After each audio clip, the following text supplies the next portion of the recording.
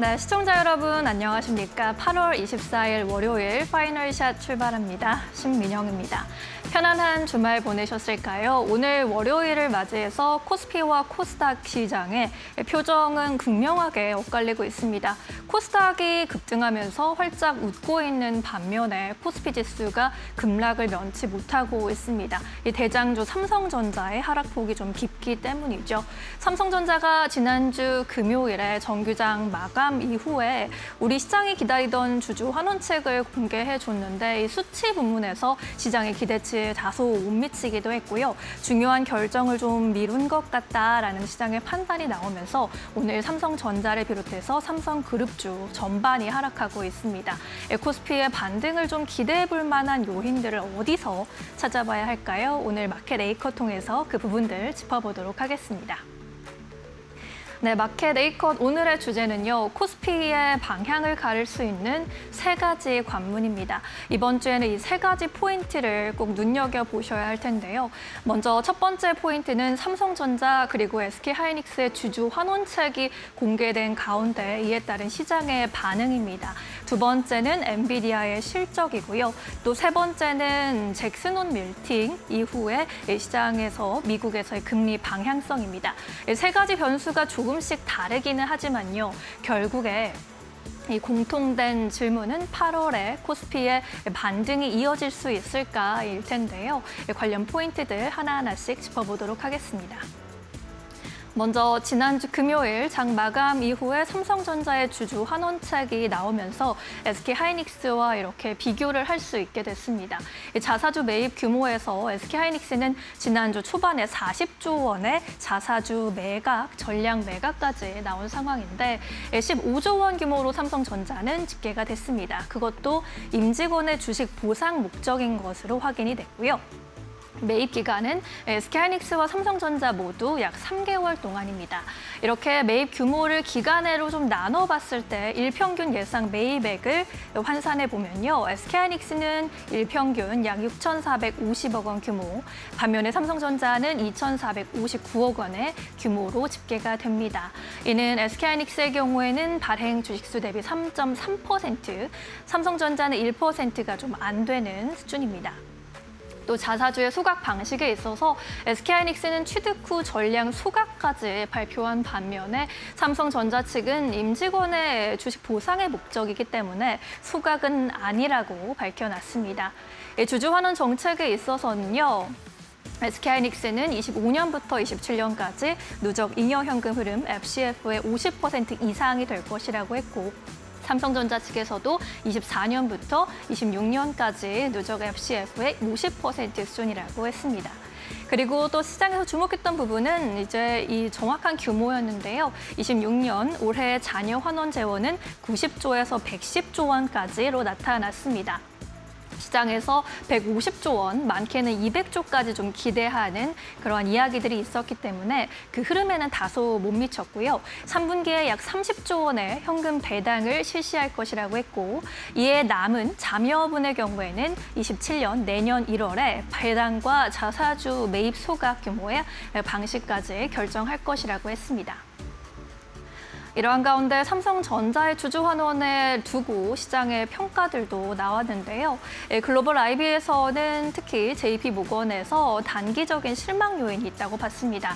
JP모건에서 주주 환원 총액의 90조, 110조 원은 당사 추정치에는 부합했지만 자사주 매입 발표가 빠진 점이 단기적으로 실망 요인이 될 것으로 봤고요.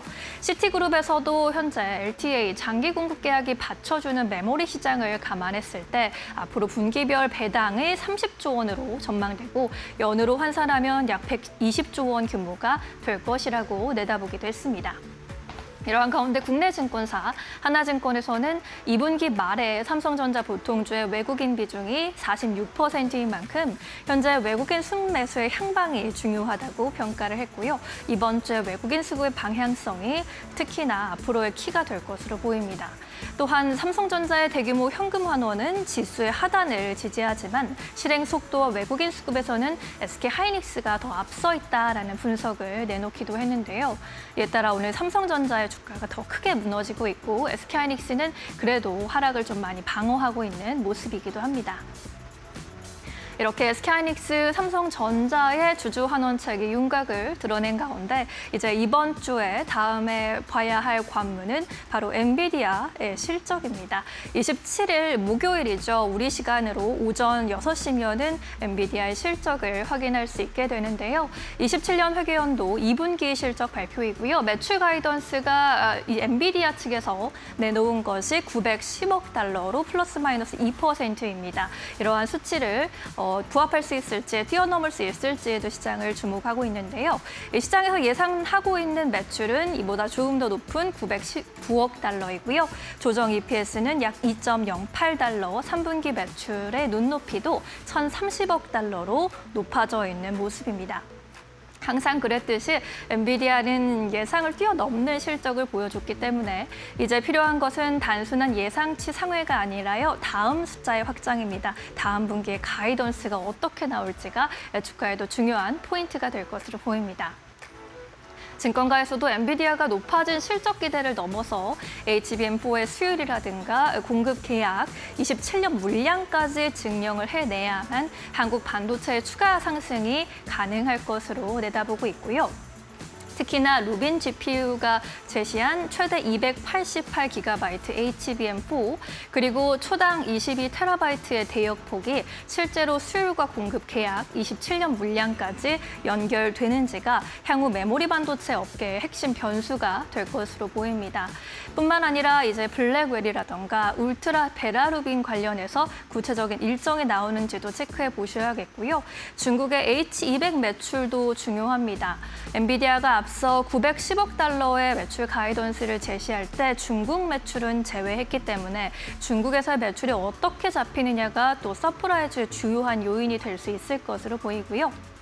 또한 네트워크 분야, 데이터 센터 매출도 중요합니다. 엔비디아 매출 안에서 데이터 센터가 많은 부분을 차지하기 때문에 데이터 센터 쪽의 성장률이 유지되는지도 함께 중요하게 보셔야겠습니다. 그럼 실적이 잘 나온다면 주가의 상승이 보장될까요? 항상 그렇지는 않았었죠. 엔비디아 호실적을 보이고 나서 다음 날 코스피 지수의 흐름을 좀 살펴보면요. 지난 2024년 8월에는 1% 하락했고 26년 5월 바로 얼마 전에는 7.9%나 급등했습니다. 실적은 항상 호실적이었고 사실 2024년 8월의 실적이 2026년 5월보다 훨씬 더 서프라이즈였는데요. 이 다음 날 지수 흐름의 관건은 실적보다도 금리였습니다. 금리와 사전 포지션 그리고 국내 수급 등이 중요할 텐데 그래프를 보셔도 엔비디아 실적 발표 전후로 코스피 지수가 금리 인상기에는 이렇게 주춤했지만 금리 인하기에 훨씬 상승폭이 컸음을 확인하실 수 있습니다. 따라서 이러한 통계는요, 매도 신호로 볼 것이 아니라 변동성의 경보로 해석을 해보셔야 할 것 같고요. 현금이 바닥을 만들고 이익이 바닥을 지키지만 시장의 상단은 미국의 장기 금리가 결정한다고 했습니다. 이렇게 시장이 얼마나 올라갈 수 있는지는 결국 금리에 달려 있다는 겁니다. 다음 장에서 자세한 이야기 살펴보시죠. 결국 변동성의 중심은 금리가 될 것으로 보이는데요. 케빈 호시 연준 의장의 첫 잭슨홀 미팅이 이번 주 말에 예상되고 있죠. 예정되어 있는데 8월 27일부터 29일 열릴 예정입니다. 지금 시장이 궁금해하는 것은 결국 심플합니다. 금리를 더 낮출 수 있는 새로운 논리가 등장할 수 있겠느냐인데요. 지난 7월 FOMC에서 기준금리를 3.5에서 3.75로 동결한 바 있습니다. 3명의 위원이 25bp 인상을 주장을 하게 되면서 역시나 연준 내에서 물가 경계에 대한 목소리가 여전히 높음이 확인이 된 상황이고요. 이러한 상황이기 때문에 워시 의장의 경우에도 장기 국채를 대규모로 사들이거나 재정 문제에 직접 개입하는 데에는 거리를 두고 있는 모습입니다. 따라서 이번 잭슨홀에서 새로운 논리가 좀 나오게 된다면 연준의 국채 매입보다는 금융혁신이나 민간자금 이동에서 찾을 가능성이 높을 것으로 보이고요. 대표적인 것이 스테이블 코인, 요즘에 미국에서 관련 이야기가 계속 나오고 있는 이유이기도 합니다. 이러한 연유로 스테이블 코인 시장이 커지게 된다면요. 발행사는 받은 달러를 준비 자산으로 보유해야 하고요. 상당 부분을 미국의 단기 국채에 투자하게 됩니다. 그렇게 된다면 자연스럽게 단기 국채의 수요가 증가하고 단기 금리에는 하방 압력이 있을 것으로 예상됩니다. 이러한 상황에서 우리는 또 어떤 종목들, 어떤 포인트를 봐야 할까요? 미국 장기금리의 불안이 시장 상단을 쉽게 열어주지 않을 수도 있다면 지금은 지수를 무작정 따라가기보다는 종목을 골라야 한다는 의견이 나옵니다.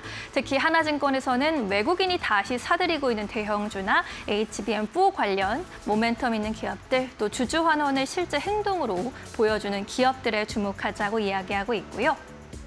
반도체 투탑을 바라보면서 이외의 종목들 한미반도체라던가 HD현대일렉트릭, KB금융, 하나금융지주까지 이렇게 투자 포인트들을 또 제시하고 있는 상황입니다.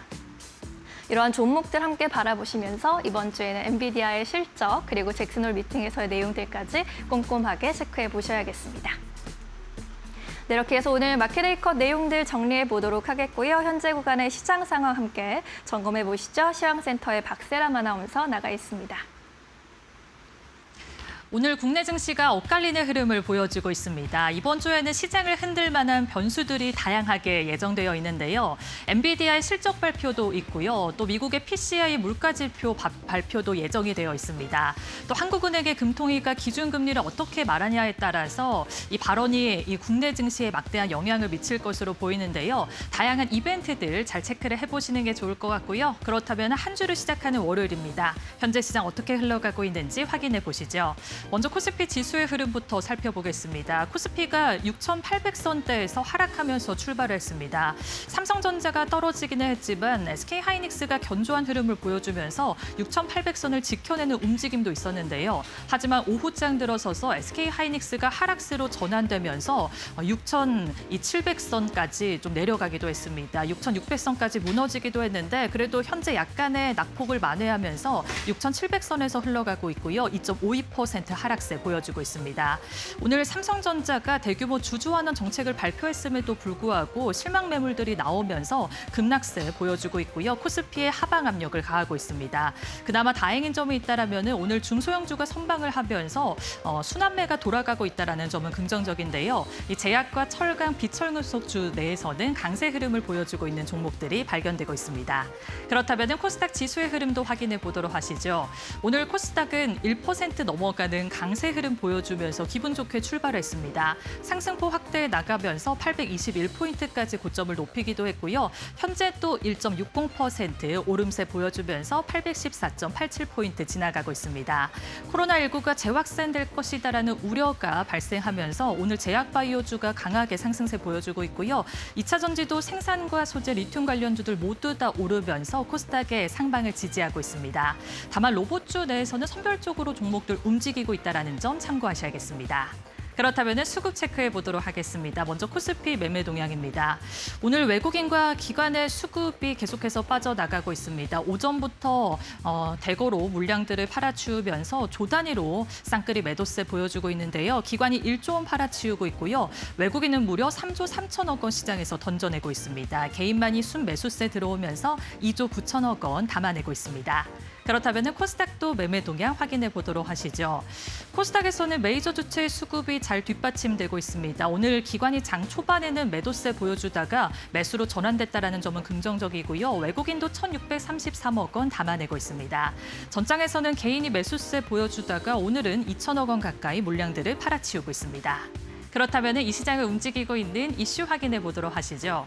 오늘 첫 번째는 2차 전지입니다. 2차 전지주들이 강하게 반등세 보여주고 있는데요. 저번 주 금요일에 삼성 SDI에서 공시가 하나 나왔습니다. 보유하고 있던 삼성 디스플레이의 지분을 일부 매각한다라는 소식을 들려줬는데요. 구체적으로 자금을 어떻게 활용할지에 대한 방안은 제시가 되지 않았습니다. 하지만 시장에서는 북미 ESS 사업 확대에 이 자금을 활용할 것이다라는 전망을 하고 있고요. 여러 증권사에서도 이 생산 능력을 증설시키기 위해서 재원을 확보하고 있다는 점을 긍정적으로 평가하고 있습니다. 오늘 2차 전지와 ESS 관련주들 모두 다 잘 움직이고 있는데요. 그렇다면 현재 분위기 한번 확인해 보도록 하시죠. 삼성 SDI는 신영증권에서 목표 주가 70만 원을 유지하는 리포트를 내놓기도 했습니다. 7.85% 오름세 보여주고 있고요. 오늘 양극재 기업단으로도 수급이 잘 뒷받침되면서 에코프로비엠이 9.94% 오름세 보여주고 있습니다. 대형주인 LG에너지솔루션도 5.09% 시세 분출하고 있습니다. 그렇다면 그 다음 이슈 확인해 보도록 하시죠. 오늘 코로나19 관련주들이 간만에 강한 상승세를 보여주고 있습니다. 제약바이오 내에서도 튀어오르고 있는데요. 중국에서 코로나19에 확진되는 환자 수가 빠르게 증가를 하고 있습니다. 7월 한 달 동안 보고된 환자 수만 하더라도 50만 명을 넘어서고 있고요. 국내에서도 코로나19 확진이 이 조짐이 조금 빨라지고 있는데요. 3주 동안 입원 환자의 수가 2배 이상 증가를 하기도 했고요. 코로나 검출률도 증가세를 보이고 있다는 점이 확인이 되고 있습니다. 코로나19에 대한 공포가 다시 한번 스며들면서 이 진단키트나 치료제에 대한 수요가 늘어날 것이다라는 기대감에 오늘 종목들이 움직이고 있는데요. 그렇다면 현재의 흐름 한번 확인해 보도록 하시죠. 수젠텍이 26.24% 두 자릿수의 급등세를 보여주고 있습니다. 면역진단 제품을 만드는 기업이고요. 또 진단키트 모멘텀이 부각이 되면서 휴마시스와 엑세스바이오, 녹십자 MS도 9.47%, 19.73% 오름세 보여주고 있습니다. 일동제약도 12.36% 두 자릿수의 급등세 확인되고 있습니다. 지금까지 시장 흐름 살펴봤고요. 이어서 종목 파인더 함께 해보시죠. 자, 종목 파인더로 이어가겠습니다. 오늘 시장에서 또 어떤 종목들이 움직이고 있고 어떤 모멘텀 이슈가 함께 엮이면서 시장의 움직임을 나타내는지 하나씩 확인해 보도록 하겠습니다. 자, 오늘 코스피가 좋지 않죠. 장중에 낙폭이 꽤나 크게 나오다가 지금은 한 2% 내외로 하락폭을 조금 줄이고 있긴 한데 자, 오늘의 아무래도 코스피를 흔드는 이유는 시가총액 상위주, 그 안에서도 삼성그룹주들이 많이 떨어지기 때문입니다. 삼성전자 우선주, 삼성생명, 물산, 화재 이런 종목들이 다 떨어지고 있는 상황인데 자, 삼성전자의 주주환원책이 지난주에 나왔는데 SK하이닉스와 이제 비교를 하기 시작을 하더라고요, 시장에서. 규모면으로는 액수면으로 자체만 봤을 때는 삼성전자가 확실히 SK하이닉스보다 주주환원책의 규모는 크죠. 100조 일단 올해만 100조 이상의 주주환원책을 펼칠 거다라는 계획을 발표를 했고요. 그런데 이제 자사주 매입 소각을 해야 하는데 SK하이닉스는 40조 자사주 매입 소각 지금 매일 하루에 65만 주씩 지금 사들이고 있죠. 오늘도 샀습니다. 이런 상황이 펼쳐지는데 삼성전자는 자사주 매입 소각에 대한 결정을 아직은 명확하게 하지 않고 있습니다. 왜 이것을 하지 못하냐? 삼성전자는 이 금산분리법에 적용이 되는 이 여건이 놓여 있기 때문입니다. 삼성화재나 삼성생명이 지금 삼성전자의 지분을 10% 넘게 가질 수가 없는 상황인데 만약에 지금 상태에서 자사주 매입 소각을 해버리게 되면 삼성화재와 삼성생명의 삼성전자 지분율이 10%를 넘어가게 됩니다. 그러면 법을 위반하게 되는 것이고 그럼 자연스럽게 삼성전자의 주식을 매각해야 되는 상황인데 그러면 또 삼성전자의 주가가 출렁거릴 수밖에 없으니까 삼성전자가 이것에 대한 고심을 하고 있는 것 같습니다. 어떻게 할지 내년 초나 다시 계획을 발표할 때 추가적인 이야기가 나올 수 있을 것이다라는 얘기가 나오고 있고요.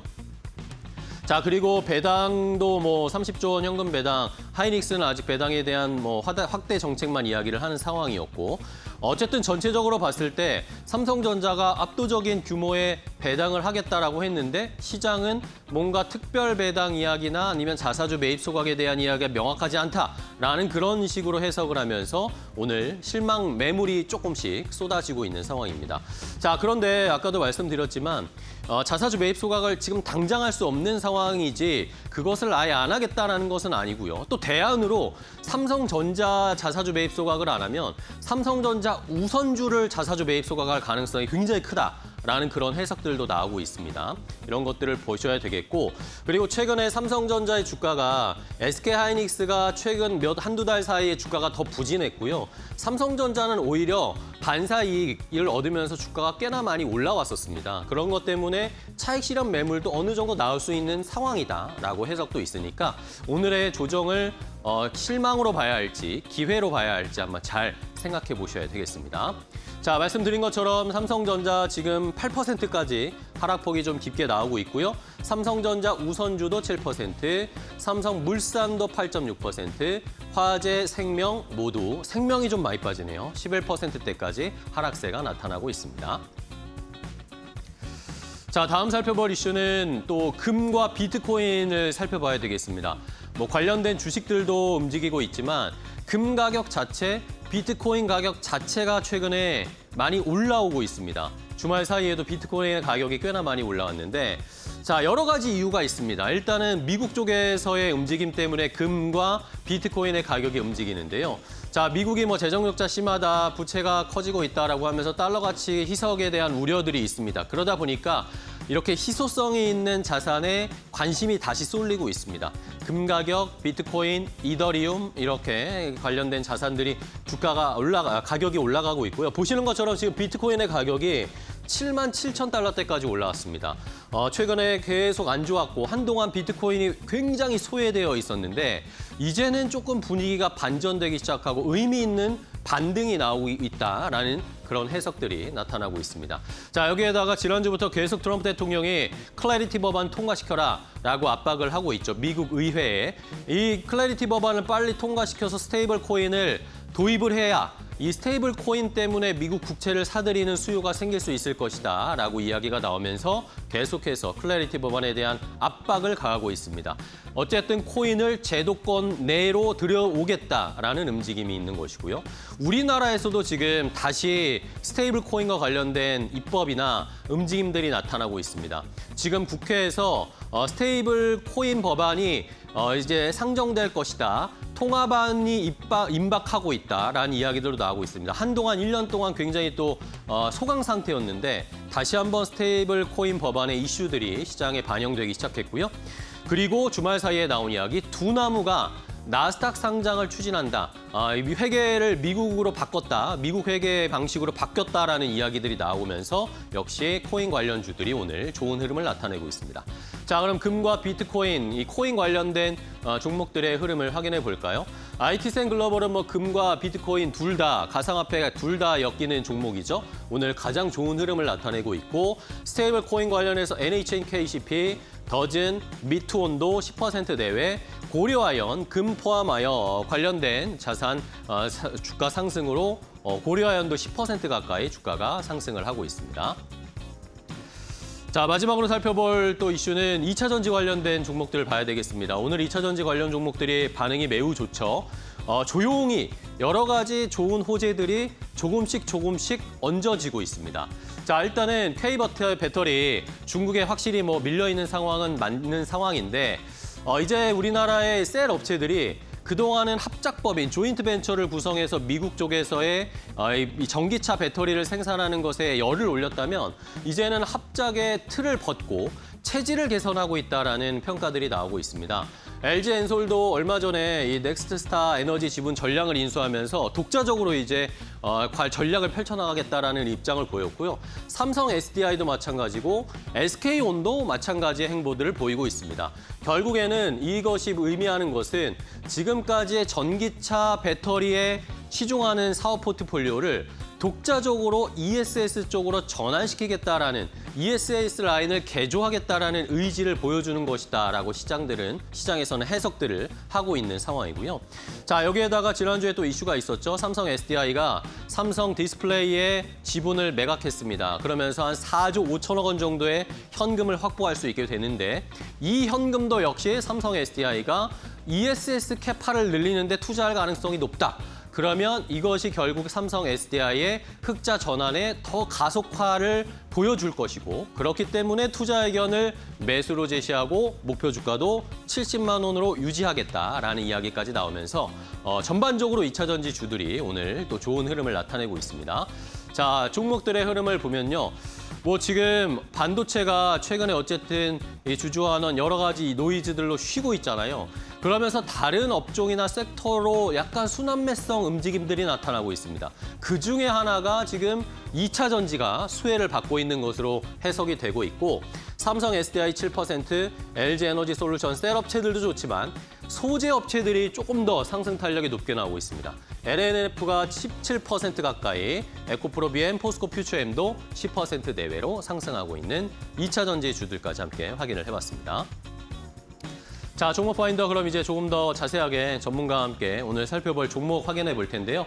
오늘 레몬 리서치의 김민수 대표와 함께 하겠습니다. 대표님 안녕하세요. 네, 반갑습니다. 자, 김민수 대표님과 오늘의 또 특징주 확인해 봐야 할 텐데 김민수 대표님이 첫 번째로 선택한 종목은 뭘지 바로 확인해 보도록 하겠습니다. 공개합니다. 자, LNF입니다. 저도 뭐 좀 전에 2차 전지 말씀을 드렸는데 LNF의 상승 탄력이 오늘 더 유독 나오고 있는데 왜 그럴까요, 대표님? 네, 좋으니까 그렇죠. 일단 기관이 열흘째 집중 매수하고 있습니다. 오. 네, 그렇다는 얘기는 뭔가 좋은 걸 봤다라고 생각이 들고 있고요. 외국인들도 계속 팔다가 오늘 처음으로 하루 만에 매수세를 보이다 보니까 횡보를 보이다가 강한 어떤 저항대를 돌파하는 모습들이 오늘 나왔다라고 볼 수 있을 것 같습니다. 2차전지 관련된 쪽에서 그래도 주말 사이에 그리고 또 미국 시장에서 좀 더 긍정적인 얘기가 나왔던 게 첫 번째로는 테슬라의 사이버 택시입니다. 이게 공개가 되기 시작하면서 9월 3일 날 이제 본격적으로 시범 그리고 또 대중한테 공개를 하겠다고 얘기를 하는 상황이다 보니까 일단 페달이 없고 거기다가 또 핸들이 없는 자동차가 이제 새로운 또 개념으로 들어오기 시작한다라는 관점으로 보게 되면 이게 인기를 끌기 시작하게 되면 자연스럽게 EV라고 하는 전기차 쪽에 대한 여러 가지 관점들이 다시 좋아지지 않겠느냐, 그러면 수요가 늘어나는 쪽으로 바라볼 수 있지 않겠느냐라는 쪽에서 자극을 한다고 봐야 될 것 같고요. 일단 또 두 번째는 원자재가 강세를 띠고 있습니다. 앞서 말씀하신 것처럼 금이나 은 그리고 또 해당되는 여러 가지 비철 금속까지 강세를 보이는데 그 중에 하나가 리튬이라고 볼 수가 있겠죠. 리튬 가격도 턴을 하기 시작하다 보니까 앨범알이 상승세를 보이고 그러면 이와 함께 리튬 가격이 올라갈 때는 그에 따라서 2차전지 관련된 소재들이 가격을 더 올려서 붙일 수가 있다 보니까 ASP의 상승에 따라서 어떤 실적들은 더 좋아질 수 있겠다라고 하게 되면 소재주에 대한 관심들이 다시 높아질 수가 있겠죠. 그런 핵심적인 종목이기 때문에 LNF가 더 부각을 받고 있다라고 보고 있고 그 밖에 뭐 포스코 홀딩스라든가 그리고 또 오늘도 포스코 퓨처엠도 강하죠. 또 양극재, 음극재 다 커버하는 종목들도 강하다라는 쪽으로 볼 수 있는데요. 일단 LNF 이번에 2분기 실적을 보게 되면 매출이 8,800억대, 그래서 작년 동기 대비해서 70% 이상 증가했습니다. 일단 매출은 터졌다라고 볼 수 있는데 영업이익이 좀 아쉽게도 200억대로 나오다 보니까 뭐 턴어라운드는 맞는데 전분기 대비해서는 전분기가 한 1,170억대 나온 거에 비해서는 많이 좀 줄었다라는 쪽에서 약간 실망도 할 수 있겠었겠지만 일단 이 부분이 하반기에 집중 출하가 될 대표적인 그 LFP 향의 LFP 쪽의 양극재죠. 이쪽들이 오히려 사업 초기 비용과 함께 또 재고 평가 손실, 특히 2분기에는 가격들이 탄산리튬이 이제 쭉 하고 하락하다 보니까 그에 따른 양극재들도 같이 평가 손실을 볼 수밖에 없었다라고 하는 일회성 요인이라고 바라볼 텐데 그럼 다시 오히려 리튬 가격이 올라간다. 그러면 평가 손실이 아니라 평가 이익이 나올 수가 있겠죠. 이런 쪽들이 3분기부터는 더 기대가 된다라는 쪽으로 바라보고 있는 상황들이고요. 게다가 또 2분기의 양극재 출하량을 보게 되면 분기 기준으로 역대 최대입니다. 이런 상황들로 봤을 때 그러면 결국에는 실적들이 왔다 갔다 하다가도 어느 정도 자리를 잡기 시작해서 매출이 최대 그리고 또 출하량이 최대 그러면은 실적들은 당연히 좋아질 게 아니냐라고 바라보고 있고요. 게다가 또 하이니켈계죠. 이쪽들은 지난 분기 대비해서 출하량이 11% 늘었다라는 쪽들도 긍정적이라고 봐야 될 것 같습니다. 그러다 보니까 일단 투 트랙으로 간다고 봐야 될 것 같고요. 첫 번째는 NCM 그리고 두 번째는 LFP 이 두 계열을 양축으로 해서 성장의 기반을 마련하겠다라는 전략들인데 일단 북미 ESS 쪽으로 들어가는 LFP 쪽들은 일단 공급이 3분기부터 본격화되리라고 보고 있고 게다가 또 국내 셀 업체들이 전반적으로 하반기에 공격적으로 이 LFP 쪽에 ESS 들어가는 LFP를 공격적으로 늘리겠다라고 하다 보니까 그에 따른 수혜가 분명히 나온다고 봐야 될 것 같고요. 게다가 또 하나는 NCM 쪽으로 보게 되면 북미 신규 고객 쪽으로 46파이가 예상을 상회할 것이다 라고 하게 되는데 그중에 이제 테슬라겠죠. 이쪽들이 유럽과 중국 쪽으로 수요 확대가 기대가 되고 있고 또 굳이 1, 2 공장이 거의 풀가동 수준이라고 봐야 될 것 같습니다. 그렇기 때문에 이 하이니켈 NCM 95라고 하는 이쪽들이 비중이 한 88%대까지 육박하면서 전기차 쪽에 대해서도 빠르게 어떤 출하량이 늘어나고 있다는 쪽들도 강한 어떤 성장의 동력이라고 봐야 될 것 같고요. 최근에는 미국의 방산업체까지 고객사로 확보했습니다. 그러다 보니까 방산, 로보틱스, UAM 쪽으로 고객의 기반을 넓혀간다. 단순하게 또 2차 전지가 전기차만 바라보지 않는다는 반증이라고 봐야겠죠. 그런 관점 쪽에서 물론 리튬 가격에 대한 변동성에 따라서 어떤 앞으로의 실적들의 변화도 있겠지만 그래도 중요한 것은 아무래도 테슬라와 함께 또 장기 성장성에 대해서도 같이 흐름들을 변화가 줄 수 있는 만큼 계속 관심 있게 보는 게 맞겠다는 쪽으로 봐야 될 것 같고요. 그런 차원에서 보게 되면 주가도 일단 다시 한번 레벨업 장기 저항선을 안착해서 오늘 탄력을 붙어가고 있습니다. 그런 쪽에서 살짝 눌림목이 더 들어올 수는 있다고 보여지고 있지만 그게 추세 하락이라고 보기보다는 단기 눌림목 소화 또다시 레벨업 되는 과정들을 기대한다라고 봤을 때 적어도 한 15만 원대 부분까지는 갈 수 있겠다. 안쪽으로 바라보면서 흐름들 맞춰가시는 게 좋겠다. 그렇게 말씀드리겠습니다. 네, 알겠습니다. 자, 2차전지 쪽에서 LNF 특히 오늘 좋은 흐름을 나타내고 있습니다. 뭐 실적이 약간 영업이익은 미스가 나긴 했지만 이 실적 성장의 추이를 한번 저희도 지켜보면서 다시 한번 갭을 메울 수 있을지 살펴보겠습니다. 오늘 17에서 18% 가까이 상승세 나타내는 LNF 먼저 살펴봤고요. 자, 다음 두 번째 또 특징주 어떤 종목 보고 계실까요? 대표님이 선택하신 두 번째 종목 공개하겠습니다. 자, 두 번째 종목은 심텍입니다. 자, 심텍 뭐 반도체 오늘 뭐 삼성전자, 하이닉스가 쉬고 있는 상황인데 그래도 여전히 뭐 소부장, 기판 쪽은 계속 우리가 중장기적으로 봐야 된다라는 의견 많은데 대표님은 어떻게 보세요? 네, 억울하게 금요일 날 좀 많이 빠졌죠. 네. 그 부분이 다시 돌아간다라는 관점으로 바라보는데 외국인 기관은 또 하루 만에 다시 순매수로 전환되는 그런 패턴들입니다. 그런 쪽에서 주말 사이에 나왔던 골드만삭스의 리포트를 보게 되면 ABA 기판에 대한 수급 전망을 봤을 때 작년까지는 소폭 공급 과잉, 한 마이너스 3% 정도까지 이어졌다가 올해부터 공급 부족으로 전환되면서 플러스 8%까지 이어지는 변화라고 봐야 될 것 같고요.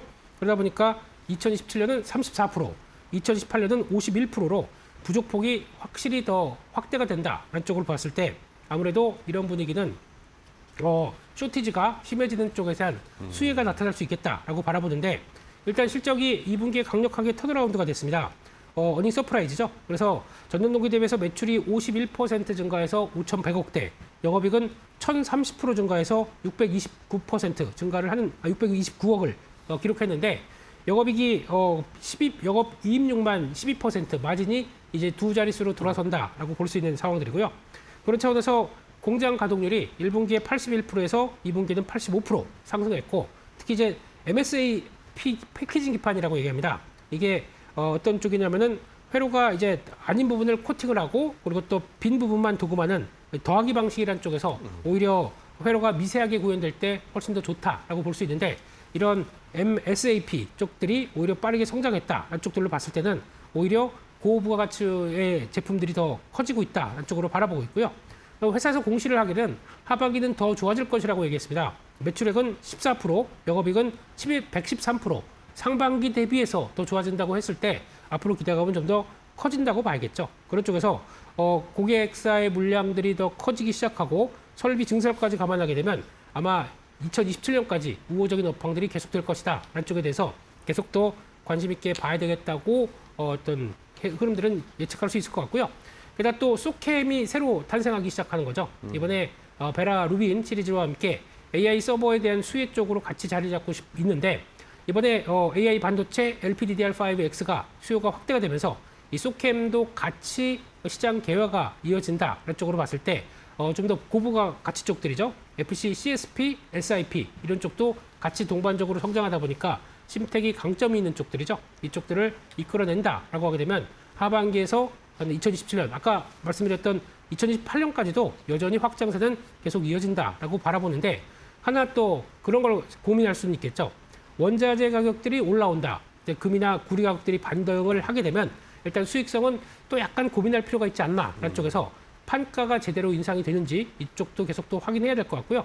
근데 이 부분은 아무래도 어느 정도 쇼티지가 이어지는 입장이기 때문에 판가 인상에 대해서도 그렇게 큰 부담이 없을 것이다 라고 하게 되면 아무래도 기대감은 계속 사라질 수 있다라는 쪽으로 바라보면서 주가의 탄력들을 한번 비교해 보는 게 좋겠다 그렇게 말씀드리겠고요. 그런 상황이다 보니까 일단 주가는 일단 아직까지는 박스권에 움직이고 있습니다. 한 12만 원대 부분부터 또 중요한 지지권 한 10만 원대 초반까지 박스권인데 다시 한번 박스권 상단부까지 올라온다 그러면 약간 또 비중을 줄여서 탄력들이 강화되는지 한번 체크를 해보시면서 일단 지금은 박스권이 이어지다가 돌파를 해서 상단으로 이어갔을 때 그때에 대한 탄력들을 좀 더 기대한다라고 하게 되면 지금은 아직까지는 좀 더 기대감이 좀 더 크다 그렇게 봐야 될 것 같습니다. 네, 알겠습니다.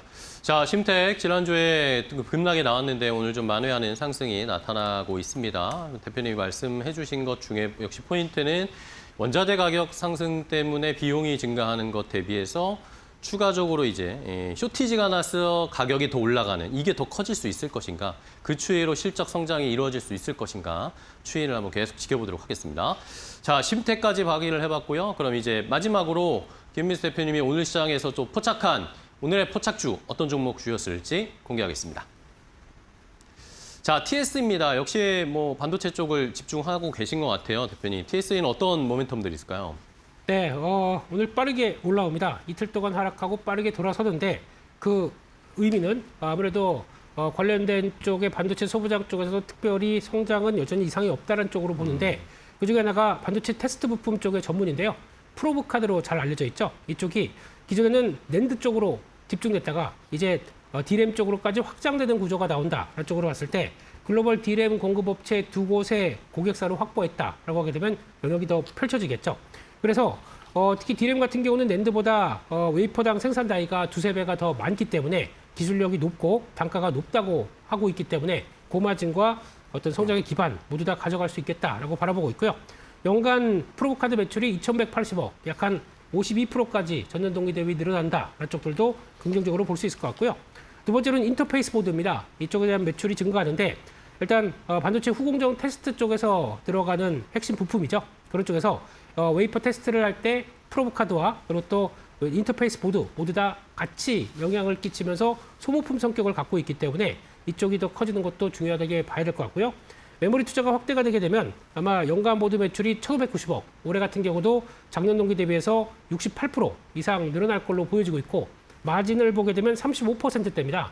그러면 가장 고수익성이라고 봐야 되겠죠. 이런 쪽에서도 앞으로도 영향을 끼친다라고 보여지고 있고요. 또 자회사에 대한 기대감이 높습니다. 지금 이제 프로브 카드용 PCB 수요가 증가하게 되면 판가 인상을 바탕으로 관련된 자회사들이 더 같이 동반적으로 시너지를 낼 수 있겠다라고 바라보는데 타이거 일렉을 갖고 있죠, 자회사가. 그래서 원재료인 PCB 쪽을 담당하고 있고 게다가 또 메가터치라는 회사는 이번에 또 실적이 잘 나왔습니다. 특히 포고핀 인터포저 이런 쪽들에서도 같이 어떤 프로브 카드에 들어가서 같이 끼워지는 핀 역할을 하기 때문에 이쪽들도 실적이 좋다라고 봐야 될 것 같고요. 또 하나 GM 테스트라고 하는 회사는 반도체 테스트 서비스를 공급합니다. 그러다 보니까 지금 관련된 쪽의 테스트 쪽에서 집중된 회사의 역량과 시너지를 봤었을 때 모두 다 실적에 대한 기대감이 높아진다라고 볼 수 있을 것 같고요. 실적에 대한 기대감이 여전히 높습니다. 올해에도 연결 영업이익이 1,750억대, 그래서 작년 동기 대비해서 256% 증가할 걸로 보여지고 있는데 내년은 2,270억대, 또 30% 증가를 하는데 더 놀라운 사실은 마진이 영업이익이 이익률이 27%, 거의 30%대 육박한다라고 하게 되면 고수익성은 여전히 이어진다고 봐야 되겠죠. 그렇기 때문에 이런 말씀드렸던 메모리 수요와 그리고 또 프로브 카드도 이제 쇼티지까지도 언급이 나올 정도로 강하게 들어오는 영향까지 본다. 그러면 지금은 일단 주가는 거의 박스권에서 왔다 갔다 하고 움직이고 있는데 이 박스권을 돌파하면서 다음 레벨 쪽으로 가는 게 아니냐라는 쪽에 무게를 둘 수 있을 것 같습니다. 따라서 주봉으로 보게 되면 이해 관점 쪽에서 한 단계 레벨업은 됐지만 여전히 실적이 잘 이어가고 있다는 쪽들을 충분히 확인했기 때문에 주가는 일단 1차적으로는 지난번 고점대 라인 약간 30만 원대는 안착해서 어떤 다음 단계를 준비하지 않을까 하는 쪽에서 1차 목표가는 30만 원대로 박스권 상단부를 설정을 할 수 있을 것 같고요. 손절가는 21만 원대로 말씀을 드리도록 하겠습니다. 네, 알겠습니다. 자, TSE까지 결국에는 또 반도체가 계속해서 주도를 할 수 있을 것이다. 결국에는 뭐 삼성전자, 하이닉스뿐만 아니라 여기에 추가적인 투자가 나왔을 때 밑단으로 수혜가 떨어질 수 있는 소부장, 기판 쪽도 결국에는 또 실적 개선세가 이어질 것이다라는 논리는 계속 이어지고 있습니다. 과연 TSE 어느 정도까지 박스권 탈출하고 상승할 수 있을지 지켜보도록 하겠습니다. 자, 오늘 종목 파인더는 레몬 리서치 김민수 대표와 함께했습니다. 대표님 또 오늘 좋은 종목 소개해 주셔서 감사하고요. 다음 시간에 또 뵙겠습니다. 오늘 고생 많으셨습니다.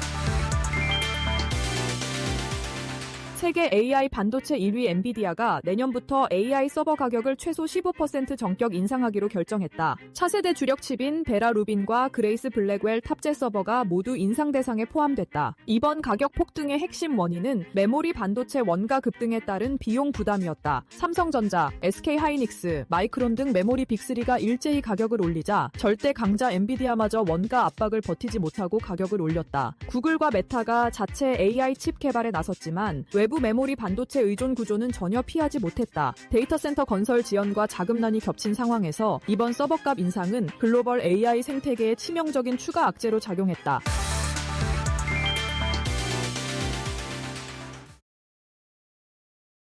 자, 섹터 대 섹터로 이어가죠. 오늘 시장에서는 또 분위기를 한번 진단해 보겠습니다. 상승하는 섹터는 어딘지, 또 약한 섹터는 왜 그런지 한번 분석해보고 좋은 종목까지 선정해서 알려드리겠습니다. 자, 오늘 섹터 대 섹터는 이데일리 TV 박근호 전문위원과 함께하겠습니다. 위원님 안녕하세요. 안녕하십니까. 네, 반갑습니다. 자, 위원님과 오늘은 또 어떤 섹터 분석을 해볼까요? 오늘은 일단 첫 번째 섹터 대 섹터 바로 확인을 해보도록 하겠습니다. 자, 첫 번째 상승하는 섹터는 오늘 2차 전지 배터리 쪽에 좋은 흐름을 계속 나타나고 있죠. 앞에서도 계속해서 반복해서 말씀을 드렸는데 오늘의 시장에서는 그나마 2차 전지 주들이 의미 있는 상승폭들이 나타나고 있습니다. 반면에 증권주들은 오늘 별로 좋지가 않습니다. 실적이 2분기까지는 잘 나오긴 했는데 이게 계속 이어질 수 있을까에 대한 그런 의문점들도 좀 있는 것 같습니다. 자, 첫 번째 상승 섹터부터 그럼 분석을 해볼까요? 자, 위원님, 이 2차 전지가 오늘 또 좋은 흐름을 나타내고 있습니다. 지난주에 포스코 퓨처엠 이런 종목들도 반응이 좀 있었고, 사실 저도 계속 생각을 해보니 2차 전지주들이 한번 7월에 같이 조정을 확 받았다가 야금야금 올라오고 있더라고요. 네, 2차 전지주 어떻게 보세요? 오늘 2차 전지 관련주들이 재료, 소재, 응급, 양극, 그다음에 셀 다 좋은 상황이긴 한데요. 딱 이거다라고 할 수 있는 건 사실 꼽기는 좀 약간 좀 애매한 부분이 좀 있습니다. 그래서 일단은 지금 셀 쪽에서 이제 삼성 SDI가 좀 약간 분위기를 좀 살리고 있는 게 가장 좀 중요하다라고 이제 생각이 좀 드는데요. 일단 첫 번째로 이제 보통 우리가 2차 전지주들 이제 전쟁 후에 움직임 보면은 사실 유가가 많이 오르면 이제 전기 자동차 판매가 늘어난다. 그리고 실질적으로 이제 그게 실적까지 연결이 되면서 배터리 관련주들 이제 움직이고 이제 했었거든요. 최근에 유가 보면은 이게 사실 거의 전고치의 고점에 이제 다다를 정도로 상당히 좀 많이 올랐어요. 이런 부분들이 이제 전기 자동차 쪽에 좀 약간 뷰를 좋게 하면서 그게 배터리까지 훈풍이 좀 이어져 오고 있는 게 아닌가라고 이제 생각을 할 수 있고, 그 다음에 그 중요한 것은 이제 삼성전자 하이닉스 쪽으로 좀 몰려있던 수급이 일단 지금 밖으로 이제 나오면서 코스닥 쪽에 시총 상위주들 이런 종목군들이 이제 2차 전지주들이 포지션을 하고 있기 때문에 이런 쪽에 이제 수급적으로 개선이 되면서 주가가 오르면서 동반 상승 이렇게 보시면 될 것 같아요. 그리고 2차 전지 관련주들 그리고 특히 전고체 관련주들이 움직일 수 있는 부분이 이제 내일 모레 있죠. 이제 생방송으로 되는데 그게 뭐냐면 현대차에서 이제 26일 날 CEO 이제 인베스터 데이가 열리죠. 이게 생방송으로 이제 다 볼 수 있기 때문에 현대자동차에서 이제 로보틱스, 자율주행 이런 거 발표할 거란 말이죠. 그러면은 전고체 관련된 기업들, 이제 관련주들, 로보틱스 관련돼서 움직임이 나올 수 있다. 배터리 관련주들 중에 요거까지만 좀 참고를 하시면 될 것 같습니다. 자, 두 번째 증권 같은 경우는 우리 증권주들이 사실 오늘 이렇게 많이 떨어지지는 않습니다. 네, 바로 가도록 할게요. 네, 바로 알려주세요. 네. 우리가 이제 어떤 종목을 갖고 있을 때 좀 떨어지는 종목을 갖고 있을 때 이런 게 있어요. 이제 내가 갖고 있는 종목 실적이 좋은데 떨어지니까 이제 주가가 다시 실적을 맞춰서 상승을 해줄 것이다.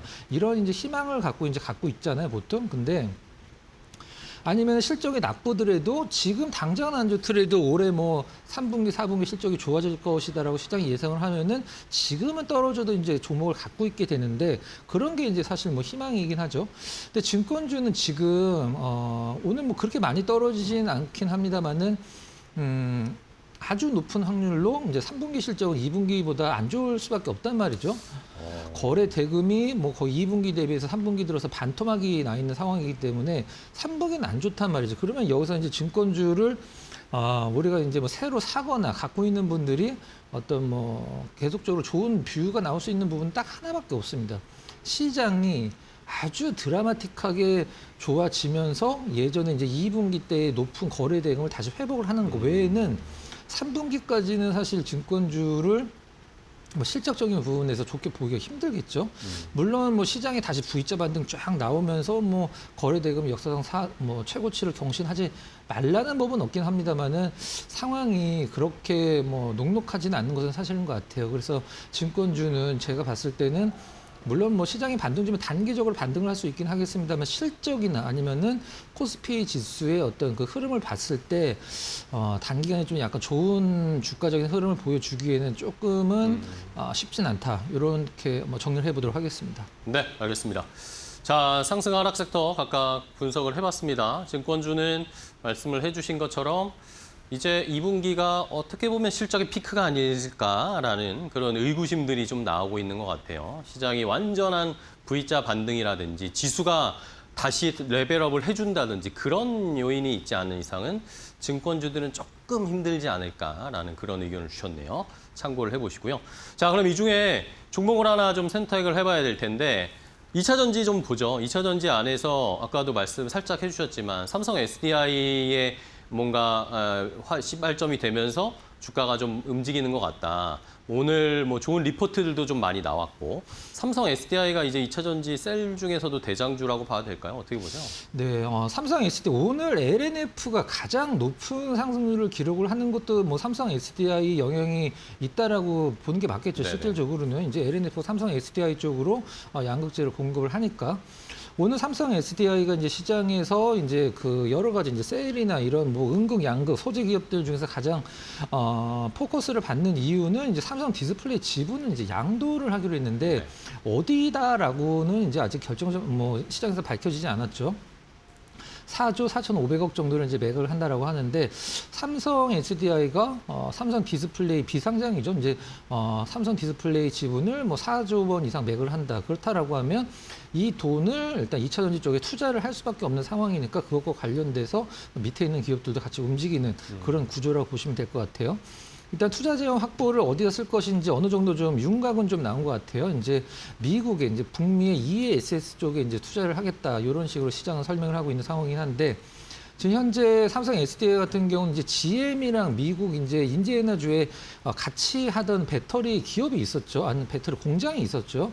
시너지 셀즈라고 해서. 근데 이쪽에 이제 GM이 49.99% 지분이 있었는데 그거를 삼성 SDI한테 그야말로 헐값에 넘겼죠. 이 땅값만 한 800억, 900억 정도 된다라고 하는데 그걸 한 2천억 정도의 공장 다 지어놓은 걸 넘겼는데 뭐 지분을 넘겼다라고 표현을 할 수도 있고 GM이 그냥 손 털고 나갔다라고 이제 표현을 할 수도 있죠. 실질적으로는 이게 이제 그 GM의 어떤 더블 이제 그 법인이었다가 삼성 SDI 단독 법인으로 바뀌면 가장 긍정적인 부분은 그 공장에서 뭐 실적이 나오면 이제 다 삼성 SDI가 갖고 갈 수밖에 없다는 부분. 이게 좀 가장 긍정적인 부분이고, 최근에 이제 주말에, 저도 이거 뭐 깜짝 놀라긴 했었습니다만, 이제 현대자동차에서 GV90 그 전기차, 대형 전기차 나왔는데 그 배터리를 또 삼성 SDI가 공급을 좀 하죠. 뭐 몇 대가 팔릴지는 좀 지켜보긴 해야 되긴 하겠습니다만 시장에서 뭐 지금 화두가 되는 것은 사실이니까 그런 부분 염두에 두시고 일단 차트 잠깐 한번 체크를 해보도록 하겠습니다. 자, 길게 한번 봐보도록 할게요. 삼성 SDI 일봉 차트를 22년도서부터 일단은 지금 현재까지 보고 있는 상황이긴 한데 22년도 고점 올해 이제 거의 다 왔다가 좀 아쉽게 좀 많이 빠졌죠. 지금 현재 삼성 SDI 그다음에 이노베이션 뭐 LG엔솔 이런 기업들의 차트가 좀 약간 대동소이합니다. 그 안에서 삼성 SDI가 가장 좋은 흐름을 나타내주고 있는 상황이고 다만 좀 아쉬운 부분들은 우리가 보통 뭐 이건 긍정적으로 볼 수도 있고 부정적으로 볼 수도 있긴 합니다만 뭐 굳이 부정적은 아니죠. 어떤 거냐면 주식이 이제 올라갈 때 지금 현재 이제 삼성 SDI도 바닥 잡고 이제 올라가고 있는 상황이죠. 이제 우측 하단의 거래량을 보면 거래량이 사실 과거에 삼성 SDI가 이제 배터리 관련주 전고체, 뭐 로봇 이런 얘기 나오면서 현대차 관련돼서 이런 부분들에서 나왔을 때 소위 빵빵 터졌던 거래량이 아직은 좀 안 나오고 있어요. 하지만 이거를 좀 반대로 생각을 하면 올라가는데 거래량이 안 터진다라는 것은 파는 사람이 이렇게 많지는 않다라고 이제 우리가 바꿔서 생각을 할 수도 있거든요. 일장일단이 있는 거죠. 이제 정리를 해보면 일단 삼성 SDI가 이제 시장에서 셀 쪽에서는 가장 높은 어떤 그 포커스를 받고 있는 종목이고, 네. 2차 전지주들은 하나가 올라가면 뭐 바이오처럼 다 올라가거든요. 그래서 내일 모레 이제 그 현대자동차 행사도 한번 지켜보시고, 일단 그 코스닥 기준에서는 시총 상위주들이 이제 배터리 쪽에 많이 포진이 돼 있기 때문에 삼성전자 하이닉스가 좀 약간 수급이 빠져준다라고 하면 일단은 뭐 코스닥 쪽에 2차 전지 관련주들도 움직일 가능성이 높다. 이렇게 정리를 해보도록 하겠습니다. 네, 알겠습니다. 자, 2차 전지 주 중에 뭐 오늘 코스닥에서 이 소재 쪽에서는 LNF가 가장 좋지만 셀 업체, 대형 업체 중에서는 역시 삼성 SDI가 가장 좋은 흐름, 장 초반부터 아주 강한 상승을 보여주고 있는 흐름을 보여주고 있습니다. 삼성 SDI 확인해봤고요. 자, 다음 또 섹터 대 섹터 비교를 해볼까요? 어떤 섹터가 올라가는지 떨어지는지 공개합니다. 자, 스테이블 코인 관련주들이 아까도 저도 설명을 드렸지만 비트코인이 올라가고 있고 또 국내외로 지금 이 스테이블 코인 관련된 법안들이 통과될 수 있다라는 기대감들이 함께 형성이 되면서 올라오고 있고요. 반면에 보험주들은 금리 인상에 대한 수혜는 역시 받을 수 있겠지만 오늘은 조금 쉬어가면서 약간 소강 상태를 보이고 있습니다. 자, 먼저 스테이블 코인 관련주들 볼까요?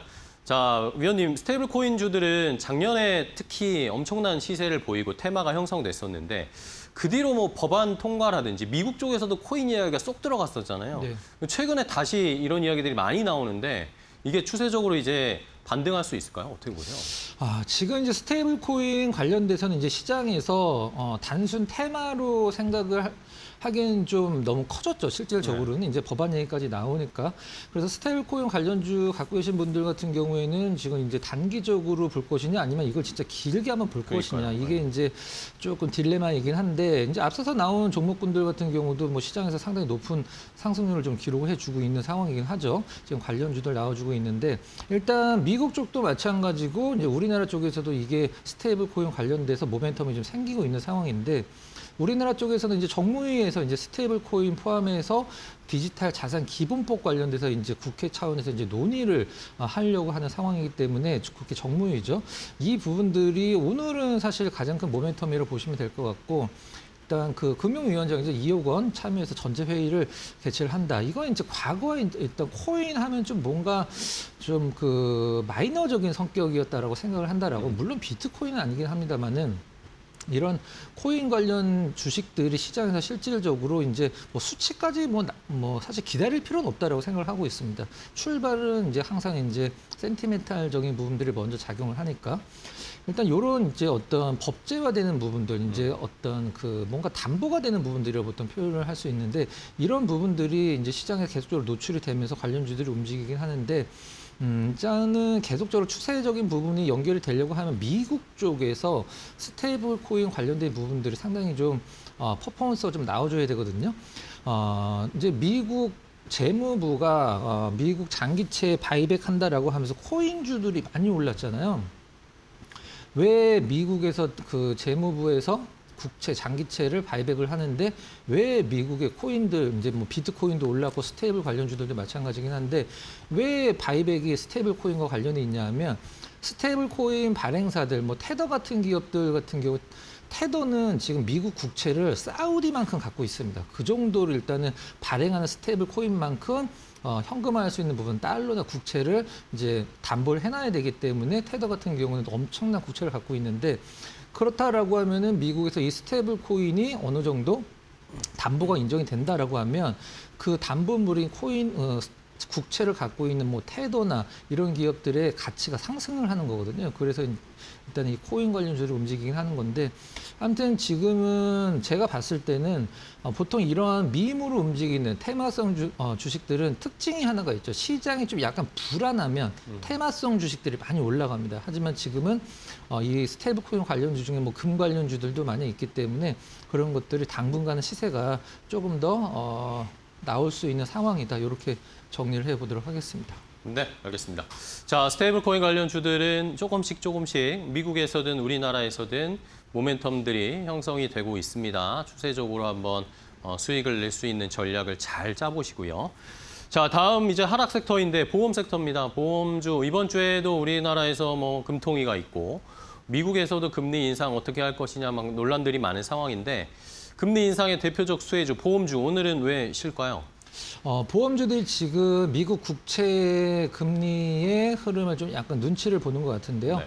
그것 때문에 오른 것도 사실이긴 하니까요. 이제 미국 국채 상승이 좀 잠깐 조금 멈춘 듯한 느낌이에요. 조정을 살짝 받았죠.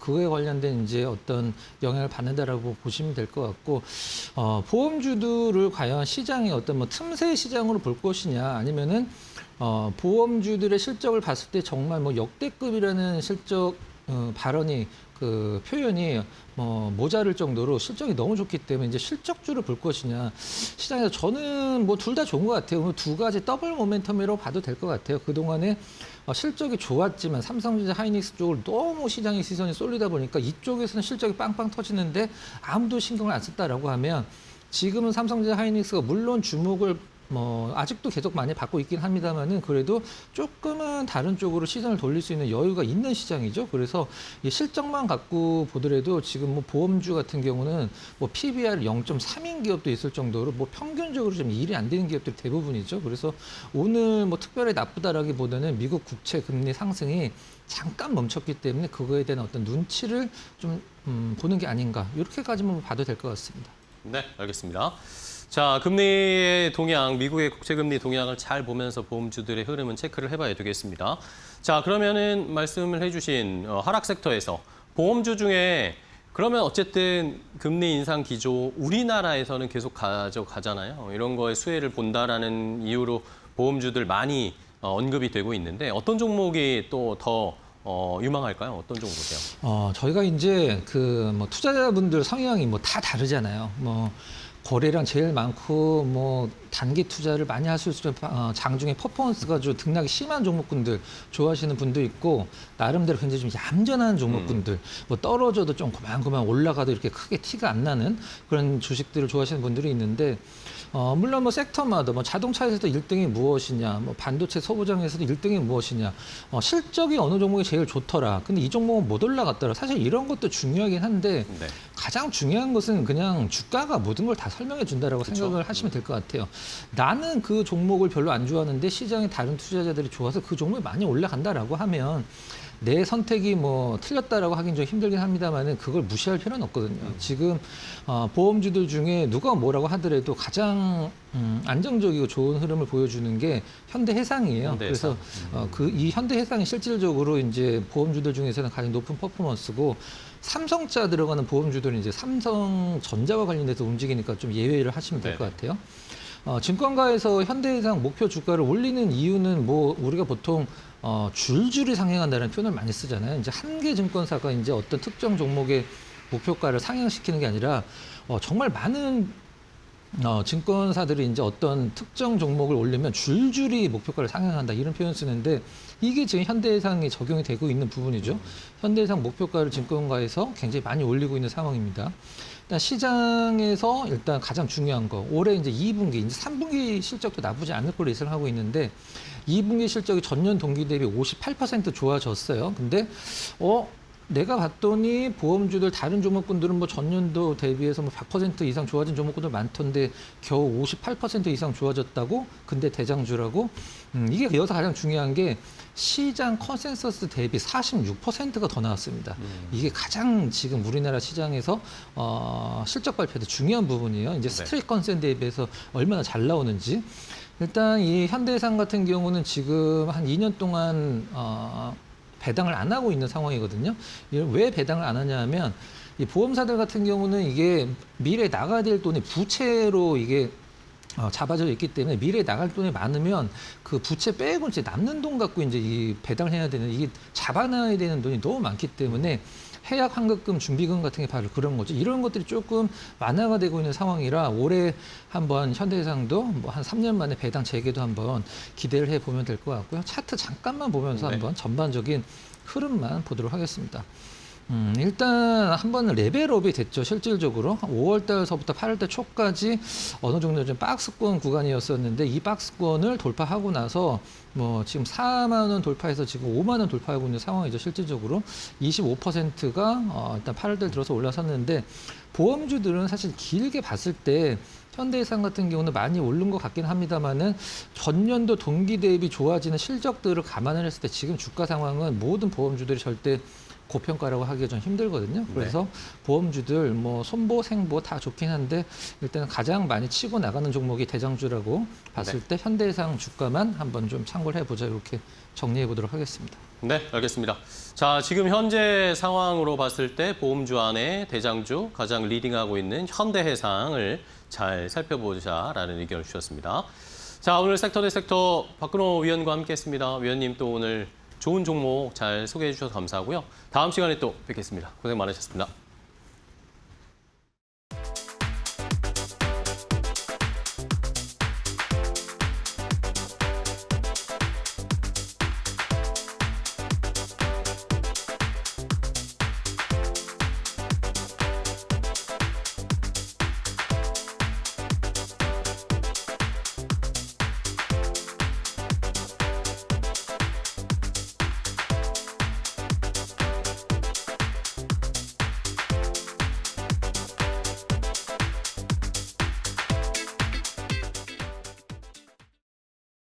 컴퍼니 인사이드 로킷 헬스케어 편 2012년 대한민국 바이오 신화의 정점이라 불리는 셀트리온의 헬스케어 부문 사장이었던 한 남자가 돌연 사표를 던집니다. 유석환, 그는 셀트리온의 창립 멤버이자 글로벌 시장을 개척하며 부와 명예의 정점을 찍었던 인물이었죠.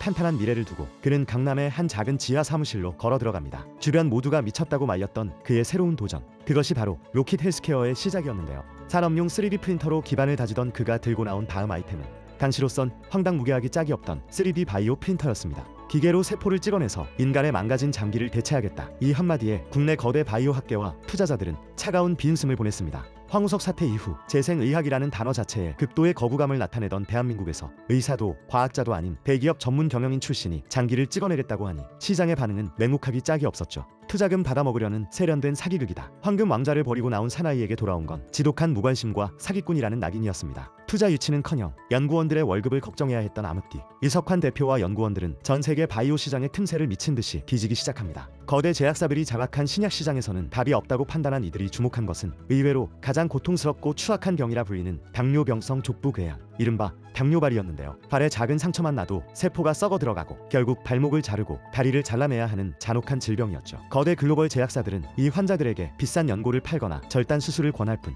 근본적인 대안을 주지 못했습니다. 이것을 본 로킷 헬스케어의 엔지니어들은 독을 품었습니다. 약이 안 통하면 환자 자신의 지방세포를 뽑아다가 그 상처 모양 그대로 3D 프린터로 찍어내서 메꿔버리면 되잖아. 이들은 먼지 하나 없는 삭막한 연구실에서 밤낮 없이 인간 세포의 생존율을 높이는 바이오 잉크 배합법을 연구했습니다. 기계가 세포를 짜낼 때 발생하는 미세한 압력과 열 때문에 세포가 죽어나가는 실패가 수천 번 반복되었습니다. 우리가 하는 건 의료기기 조립이 아니라 생명을 연장하는 연금술이다. 연구원들은 자신들의 도끼를 바이오 잉크에 녹여냈습니다. 그리고 마침내 기적이 일어났습니다. 환자의 허벅지 지방에서 추출한 세포로 만든 잉크를 3D 프린터에 넣고 환자의 썩어 들어간 발 궤양 모양 그대로 스캔에 굳혀 붙이자 거짓말처럼 새살이 돋아나며 뼈가 드러났던 발이 재생되기 시작한 것인데요. 그들은 곧바로 한국을 떠났습니다. 국내 규제의 벽에 막혀 발을 동동 구르는 대신 당뇨발 환자가 넘쳐나던 인도, 이집트, 미국, 유럽의 실제 병원 현장으로 프린터를 들고 무작정 뛰어들기 위해서였죠. 다국적 제약사들이 검증되지 않은 위험한 치료법이라며 견제할 때 로킷 헬스케어는 실제 환자들의 다리를 살려내는 압도적인 임상 데이터로 시장의 모든 의구심을 완벽하게 잠재웠습니다. 인도의 시골 병원에서 다리를 자르기 직전이었던 환자가 로킷의 바이오 프린팅 치료를 받고 한 달 만에 걸어나가는 기적이 유튜브와 해외 논문을 통해 번져나가기 시작했고 거대 바이오 기업들이 사기꾼이라며 내팽개쳤던 이 단어는 오직 기술의 광기와 임상 데이터로 전 세계 40여 개국 시장을 장악하며 역전극을 써내려갔습니다. 인간의 장기를 복제해 불멸을 꿈꾸는 뉴 바이오 시대의 생명 연장 플랫폼. 다리를 잘라내야 했던 수많은 이들에게 다시 걸을 수 있는 구원을 선물한 고독한 기술자들, 바로 로킷 헬스케어입니다.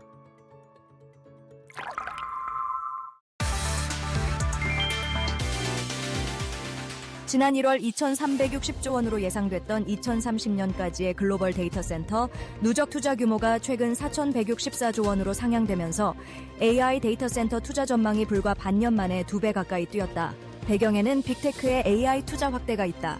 AI 학습을 넘어 추론과 AI 에이전트까지 활용 범위가 넓어지면서 고성능 가속기와 서버, 전력 인프라 수요가 예상보다 빠르게 늘고 있다. 델로로 그룹은 2030년까지 전 세계 약 200기가와트 규모의 데이터 센터 용량이 추가될 것으로 전망했다. 전력과 냉각 등 데이터 센터 물리 인프라 시장도 2030년까지 연평균 22% 성장할 것으로 내다봤다. 한국도 투자 경쟁에 뛰어들었다.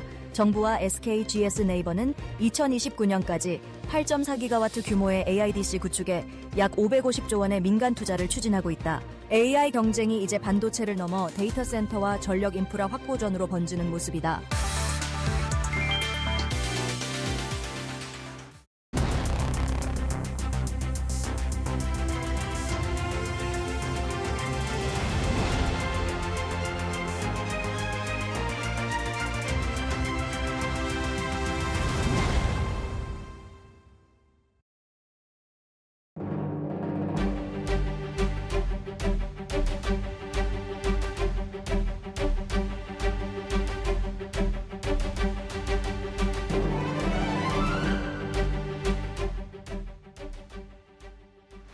네, 요즘 국내 증시에서 건설주가 다시 주목을 받고 있습니다. 정부 정책 속의 분위기가 사뭇 달라졌고요.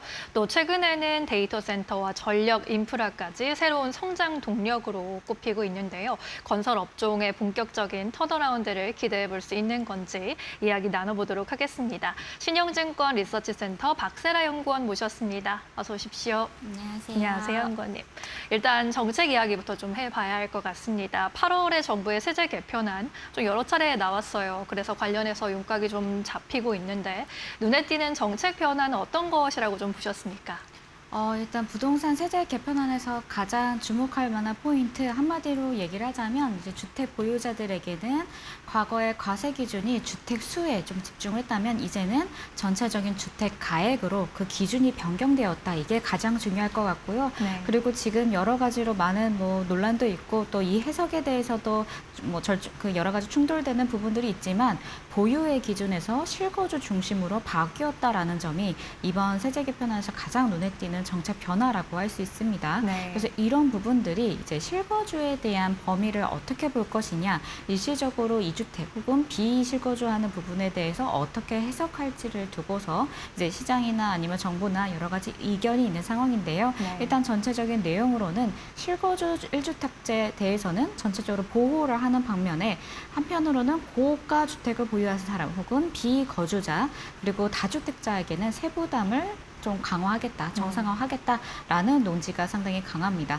이런 부분들 때문에 실제 시장에서도 고가주택 중심으로는 좀 높아진 보유세를 부담하기 어려운 자산들은 좀 실질적으로 시장에 매물로서 나오는 흐름들이 조금씩 포착이 되고 있는 상황이고요. 네. 그 외에도 혹시 다주택자라던가 아니면은 실거주 요건에 부합하지 않는 자산들 같은 경우에서는 이렇게 높아진 세 부담 여력으로 인해서 좀 시장의 매물을 유도하고 있는 그런 상황이라고 볼 수 있을 것 같습니다. 다만 또 다주택자들한테는 퇴로도 좀 열어둔 상황인데 또 양도세 중과세율을 한시적으로 저희가 낮추고 있는 상황이기 때문에 2028년까지는 이러한 세 부담의 효과가 이 다주택자 혹은 고가주택 보유자들의 매물 출회 이런 부분들로 시장에 영향을 줄 수 있겠다. 거래량이 조금 올라올 수 있겠다 보고 있습니다.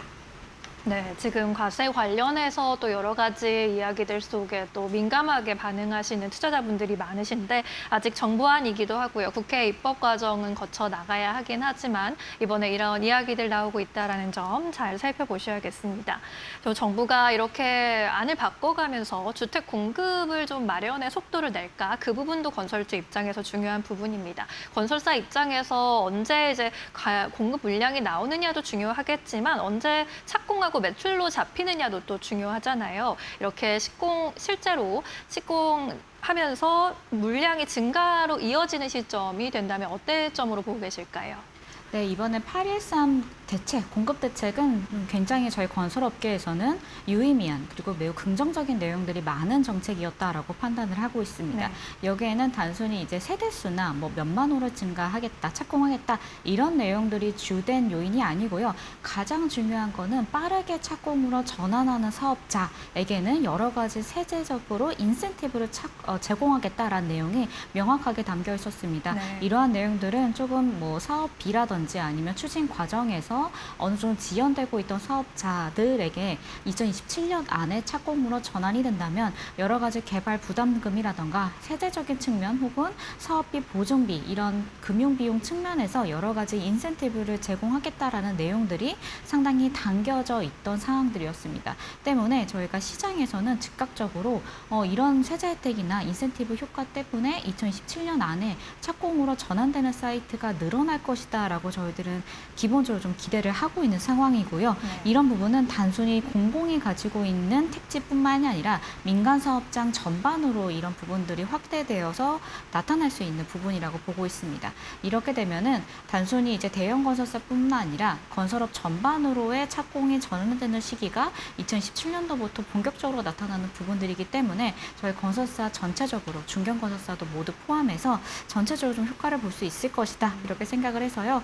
저희들 착공 전환으로는 2017년도 내 그리고 이 부분이 매출로 전환되는 것은 빠르면 2017년도 하반기 혹은 2028년도에도 실적으로도 저희가 외형 성장에 그런 기대감을 가질 수 있는 근거라고 보고 있습니다. 네.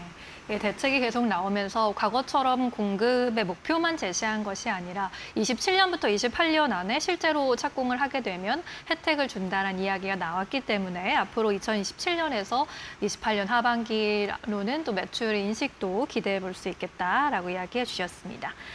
이렇게 된다면 건설주에 얼마나 큰 호재가 될런지 또 궁금해지는데 대형 건설사와 중견, 좀 작은 건설사를 좀 비교해서 각각 나눠본다면요.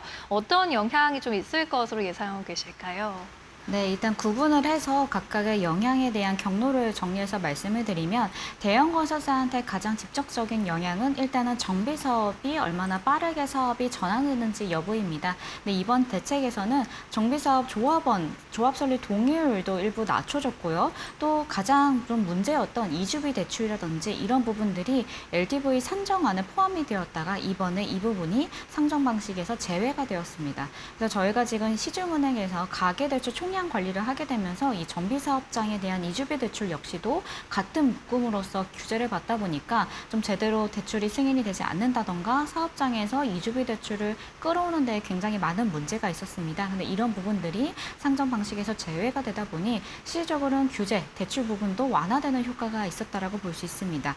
따라서 이런 부분들이 기존의 대형 정비사업장들을 이미 기수주했던 대형 건설사들 같은 경우에서는 이제 신규 수주보다는 수주 잔고가 빠르게 매출로 전환되는 그 시점이 빨라질 수 있겠다. 이런 부분에서 가장 직접적인 수혜가 있다라고 예상이 되고요. 이제 중견 건설사 같은 경우에서는 앞서도 말씀을 드렸지만 전반적으로 이 물량 자체 착공이 늘어나는 부분에 대해서 무차별한 수혜가 가능하다라고 보시면 될 것 같고요. 두 번째로는 정부가 이번에 이런 뭐 대형 사업장뿐 아니라 조그마한 정비 사업장들, 예를 들어 소규모 정비 사업장 혹은 뭐 500가구 정도의 사업장에서도 정책적으로 금융 지원을 직접적으로 해주는 부분들이 있었습니다. 네. 이런 분들이 이제 중소건설사 같은 경우에서는 정비사업 전체를 이끌어 나갈 그런 금융 부담이 굉장히 컸던 부분이었는데 여기에 대해서 정부가 실질적으로 PF 보증이라든지 자금 지원 같은 부분들을 신설을 하게 되면서 사업자, 중견 사업자 같은 경우에는 정비사업 수주를 하는 데 있어서 금융비를 일으켜야 된다라는 부담 없이 오직 뭐 시공이라든지 이런 부분만 보완하면 되는 수준으로 부담이 굉장히 낮아진 상황입니다. 그래서 조합원들 입장에서는 정부의 지원 덕분에 사업비 조달의 부담이 크게 줄어들고 전체적인 금융비도 줄어든 상황에서 중견건설사 역시도 신용 보강에 대한 부담이 크게 낮아진 상황. 그래서 수주가 더욱더 빠르게 늘어날 수 있는 상황이 맞물렸다라고 보시면 될 것 같아서요. 중견건설사들 입장에서도 전반적으로 민간의 수주 물량들이 늘어나는 그런 부분들을 확인할 수 있을 것 같습니다. 네, 중견사 입장에서도 유리한 포인트가 있다라고 이야기를 짚어주셨습니다. 그렇다면 이번 공급 확대에 따라서 수혜가 가장 클 기업이 궁금해지는데요. 건설주 안에서 이 정책만 놓고 봤을 때 수혜주 탑픽을 좀 꼽아 주신다면 어디일까요?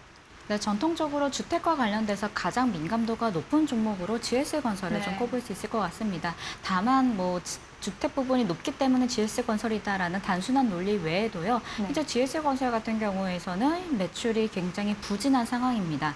다른 건설사들과 달리 기타 플랜트라든지 기타 사업장들이 없는 상황이고 오직 정비 사업 위주로 좀 사업을 하고 있는 회사였는데 최근에 정비 사업에서 신규 수주를 꽤 많이 일으켰습니다. 여러 가지 작년까지는 조금 보수적으로 재대응을 하다가 올해에는 정비 사업에서 신규 수주를 굉장히 많이 했는데 결론적으로 시장에서는 그래서 지금 수주받은 신규 수주를 언제 매출화할 것이냐, 매출 공백이 언제까지 이어질 것이냐를 굉장히 우려하고 있던 상황이었습니다. 이번에 정책 논리에 따르면은 대형 건설사들에서는 현재 수주 잔고에 잠겨 있는 사업장들이 빠르게 매출로 전환될 수 있는 그런 인센티브들이 상당히 포함이 되었기 때문에 GS건설의 매출 외형 공백이 어느 정도 그 우려가 완화될 수 있겠다. 실적적인 측면에서 외형 성장을 저희가 기대해 볼 수 있겠다라는 측면에서도 수혜가 많다라는 걸 또 GS건설에서 확인할 수 있을 것 같고요. 그 외에 다른 종목으로는 역시나 주택 쪽에 비중이 높은 아이파크 현대산업개발도 같은 수혜주로 꼽힐 수 있을 것 같습니다. 네. 전반적으로 주택에 대한 사업 그리고 매출 비중이 높은 건설사들한테 일단 정책만 두고 보자면은 조금 유의미한 그런 정책 효과가 있을 수 있겠다 정리할 수 있습니다. 네, 정책 모멘텀, GS건설, 그리고 수익성의 경우에도 현대산업개발 역시나 함께 체크해 볼 만한 포인트들 제시해 주셨습니다.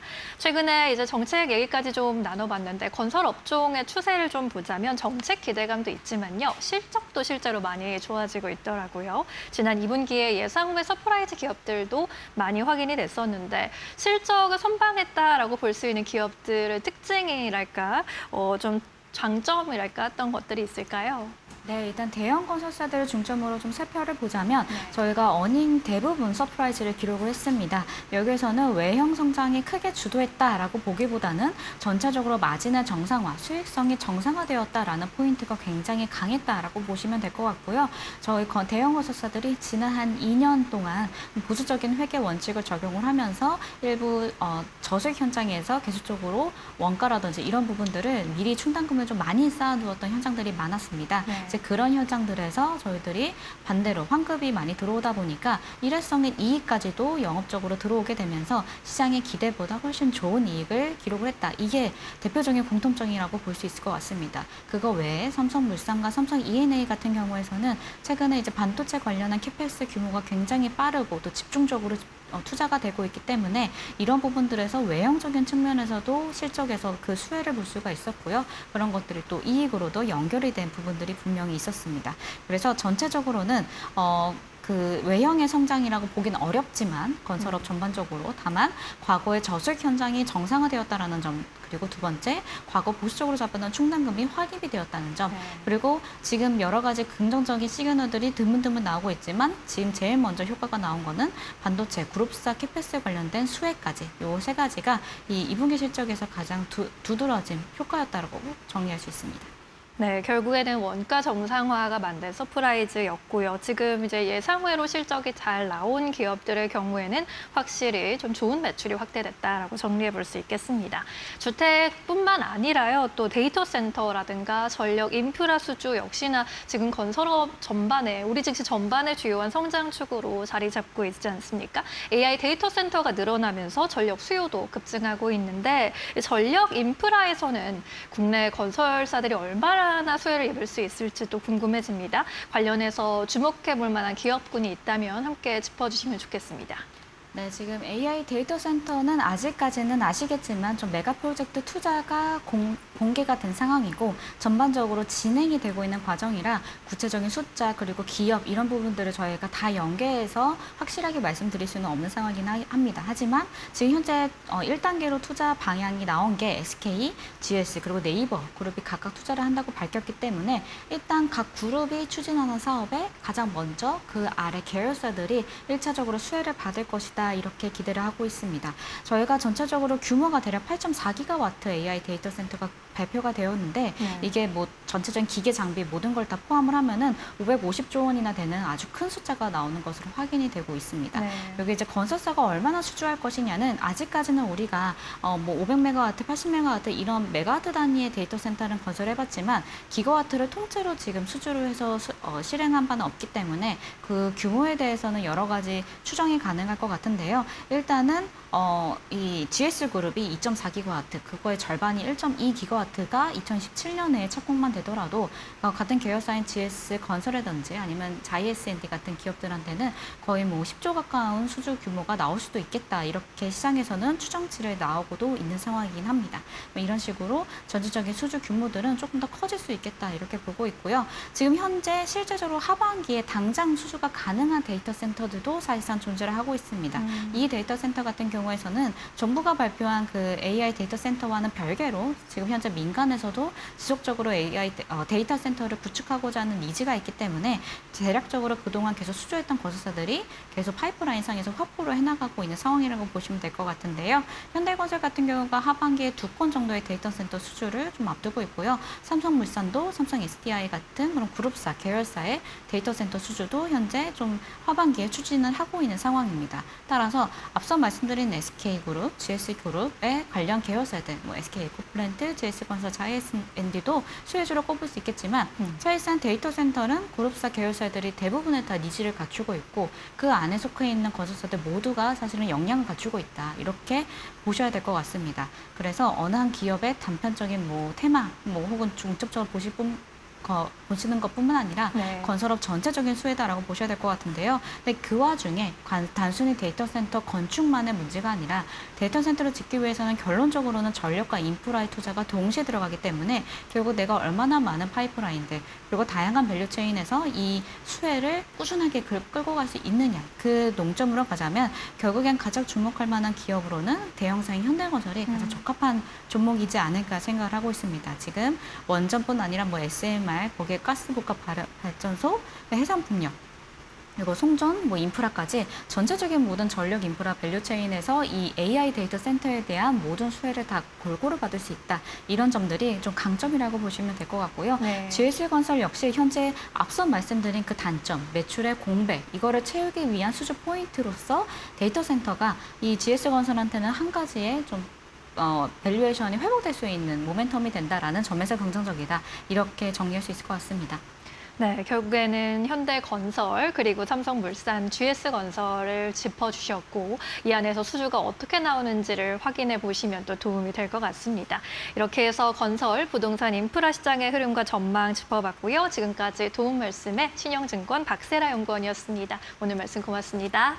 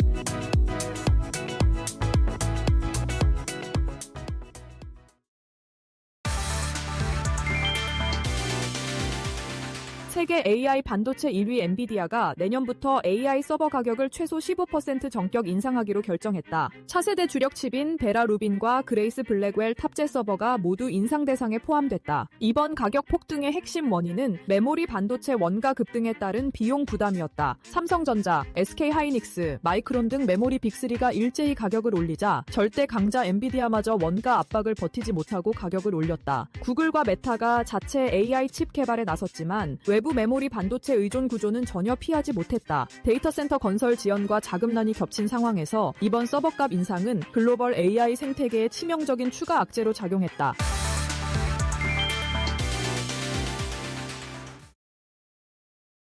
네, 장마감 동시호가 구간에 들어와 있습니다. 라스트 찬스 메리츠증권 도국 WM센터 김경국 차장과 함께합니다. 어서 오세요. 네, 안녕하세요. 안녕하세요. 오늘 장중 내내 코스피는 울고 코스닥은 웃었습니다. 양시장에 좀 희비가 많이 엇갈렸는데 시장 흐름 어떻게 좀 분석해 보셨을까요? 네, 일단 이번 주에 굉장히 많은 매크로 이슈가 좀 있고요. 엔비디아 실적 발표도 예정되어 있기 때문에 지난주에는 경계감이 시장에 좀 반영이 됐었고 주주 환원으로 좀 하방을 좀 확보했던 SK하이닉스, 삼성전자로의 수급이 좀 들어왔던 것 같고요. 오늘은 금요일 이제 장 마감하고 삼성전자의 주주 환원 정책이 시장의 기대치를 좀 못 따라가는 네. 정도의 수준이 나왔기 때문에 오늘 차익 실현 매물이 좀 강하게 나오고 있는 상황이다 그렇게 말씀드리고 싶은데 일단 엔비디아 실적 발표가 굉장히 좀 중요할 것 같습니다. 그러니까 서버 가격을 인상했다. 그리고 메모리 가격의 상승을 전방의 업체들이 반영하고 있는 상황에서 삼성전자 하이닉스의 D램 판가가 어떻게 움직일지에 대한 시장의 우려감이 주가에 이제 본격적으로 반영되는 것이 아닌가 그렇게 좀 바라보고 있고요.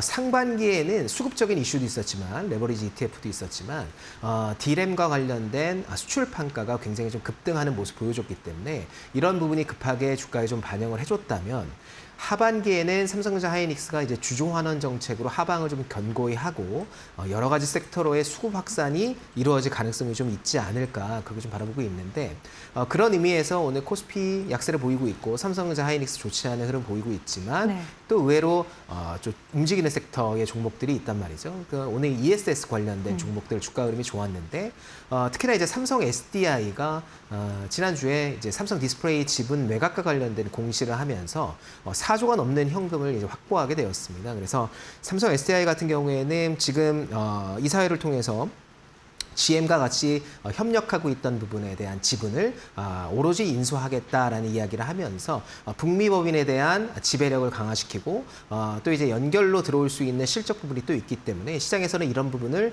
긍정적으로 해석하고 있는 것으로 보이고 있습니다. 특히나 재생에너지 관련된 수요가 굉장히 늘어남에 따라서 데이터 센터 내에 ESS 관련된 그러니까 전력 변동성을 잡기 위한 ESS 수요가 굉장히 좀 확대되고 있는 상황이기 때문에 국내 이제 셀 업체들 LG 에너지 솔루션을 비롯한 SK 이노베이션, SK 온 그리고 삼성 SDI 같은 셀 업체들의 수혜를 예상해 볼 수 있다. 근데 이제 한 가지 좀 유념해야 될 점은 네. EV와 관련된 수요 전방의 수요는 아직도 좋지 않은 상황입니다. 그래서 시장에서 이렇게 생각하고 있습니다. ESS 수요 그리고 ESS 매출과 마진이 과연 EV 쪽에서 감가되고 있는 부분을 상쇄할 수 있을지에 대한 의견들이 나오고 있는 상황인데 현재로서 데이터 센터에 들어가는 ESS 수급이 원활하지 않는 상황이고 또 수요도 충만한 상황이기 때문에 이런 부분이 주가에 선제적으로 반영될 가능성이 매우 높다. 그렇게 좀 보고 있고요. 네. 오늘 또 주요한 포인트는 이제 클래리티 법원과 관련된 모멘텀을 받을 수 있는 스테이블 쪽 섹터에 있는 종목들의 주가 흐름이 굉장히 좀 좋았거든요. 그리고 이제 비철금속 구리 가격이라든지 금 가격이 최근에 이제 강세를 보이면서 아이트센 글로벌 같은 이제 금거래소 자회사를 가지고 있는 종목들의 주가 흐름도 좀 좋았습니다. 그래서 클래리티 법안을 시장이 보는 관점은 뭐냐면 지금 30년 국채금리 굉장히 높은 수준에서 움직이고 있고 장기 국채금리가 굉장히 높은 가격에서 움직이고 있는 상황에서 만약에 이제 클래리티 법안이 상원 본회의의 표결을 거쳐서 9월 중순으로 예정되어 있는데 만약에 법안으로 확정이 된다고 생각한다면 단기 국채 수요를 굉장히 좀 크게 가져갈 수 있다. 그래서 장기 국채 금리를 조금 더 안정화시킬 수 있는 요인으로 작용할 것으로 보이고 있기 때문에 시장에서 이제 스테이블 관련된 코인 쪽 관심 굉장히 많은 상황이고 또 주말새 비트코인이 지난주부터 상승세를 이어가고 있는 가상자산도 상승세를 이어가고 있는 상황이기 때문에 위험 자산에 대한 선호 심리가 최근 들어서 움직이고 있다. 그렇게 좀 말씀드리고 싶고 특히 이제 미국 같은 경우에는 나스닥 바이오텍 그리고 S&P 바이오텍 ETF들의 움직임이 52주 신고가를 기록하면서 좋은 흐름을 보여주고 있는 상황이기 때문에 아마도 시장 전체가 이번 주를 기점으로 해서 아마도 이제 위험자산 선호 심리가 극대화될 수 있는 자리에 놓여져 있다. 그렇게 좀 말씀드리고 싶습니다. 네, 시장의 분위기가 좀 사뭇 달라진 느낌을 받기도 했는데 삼성전자의 기대감이 좀 소멸되면서 2차 전지가 올라왔고 클라리티법 관련 이슈 안에서 또 금이라던가 비트코인과 같은 위험 자산까지 주목받고 있는 분위기 자세히 짚어주셨습니다. 오늘 코스피의 경우에는요, 결국에는 급락 마감할 것으로 보입니다. 오늘 하락 출발한 이후로 장중 내내 낙폭을 좀 키워가는 모습이었고요. 오늘 장중에 6,656포인트까지 저점 그리기도 했습니다. 현재도 3% 이상 급락세 6,685포인트 지나가고 있습니다. 코스닥의 경우에도 2% 가까운 오름세 장중에 보여줬었는데요. 오늘 821포인트까지 고점 찍었습니다. 장중에 20포인트 이상 올라가는 모습도 나타났었고요. 1.5% 급등세 마감 기다리고 있습니다. 814포인트 마감 예상됩니다. 코스피 200은 4% 넘게 낙폭 그리는 모습도 확인되고 있습니다. 오늘 유가증권 시장에서 외국인과 기관의 수급이 함께 갔는데 3조 원대, 1조 원대 매도 우위로 확인되고 있고요. 개인은 나홀로 사자세 3조 1천억 원대 순 매수세 확인되고 있습니다. 코스닥 안에서는 정반대로 그래프가 좀 그려졌습니다. 외국인이 2천억 넘게 순 매수세 보였고요. 기관 소폭의 순 매수세, 개인이 2천억 넘게 물량 좀 덜어내는 분위기였습니다. 시가총액 상위 종목 안에서 삼성전자와 SK하이닉스 동반 급락하는 가운데 삼성전자가 결국 8%까지 낙폭 그리고 있고요. 우선주도 8%대 급락 마감 예상됩니다. SK스퀘어까지 4%대 약세 마감 예상되고 있습니다. 국내 증시 문을 닫습니다.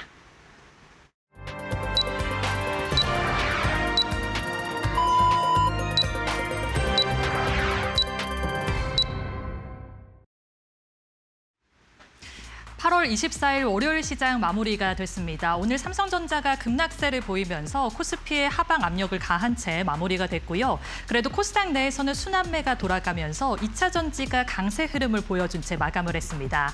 그렇다면 현재 트레이딩 뷰를 통해서 마감 상황 자세하게 살펴보도록 하겠습니다. 오늘 삼성전자가 장 초반부터 급락세를 보이면서 출발을 했습니다. 역대 최대 규모의 주주환원 정책을 발표했음에도 불구하고 실망 매물들이 나오면서 코스피의 하락을 주도를 했는데요. 현재 8.70% 하락한 채 마감을 했고요. SK하이닉스는 장 초반에는 견조한 상승세를 보여주기도 했습니다. 하지만 오후장 들어서는 수급이 뒷받침되지가 않으면서 3.41% 결국에는 낙폭을 그려낸 채 마감을 했고요. 삼성전자가 급락세를 보이다 보니 삼성전자의 지분 가치가 부각되는 종목들도 오늘 부진한 흐름을 보여줬습니다. 삼성생명이 무려 13.09% 두 자릿수의 급락세를 보이면서 마무리를 했고요. 삼성물산 역시 7.84% 떨어진 채 마무리가 됐습니다. 현재 금융주 단에서는 혼조세 보이면서 거래를 마쳤습니다. 우리 금융지주가 0.63% 소폭 오른 채 마감을 했으면은 KB금융지주는 0.73% 떨어진 채 거래를 마쳤습니다. 오늘 방산주 단에서는 그래도 매수세가 잘 들어오면서 하나에어로스페이스가 1.83% 오름세 그려내는 데 성공을 했고요. 이 K9 자주포를 미국 시장에 국내 최초로 진출한다라는 소식을 들려주기도 했습니다. LIG 디펜스 앤 에어로스페이스는 저번 주에 뇌물수수 혐의가 부각이 되면서 주가가 많이 밀렸었는데요. 오늘은 저가 매수세가 들어오면서 오름세로 마무리가 됐고요. 이외에도 고려아연이 8.65% 오름세 그려내는 데 성공을 했습니다. 현재 이 안전자산의 가격이 상승을 하면서 금과 은이 상승 랠리를 보여주고 있는데요. 이에 오늘 관련주로 부각이 되면서 고려아연도 좋은 흐름 보여준 채 마무리가 됐습니다. 그렇다면 코스닥도 한번 확인해 보도록 하겠습니다. 오늘 코스닥에서는 상승하는 종목들이 코스피보다 더 많이 발견됐다라는 점은 긍정적이고요.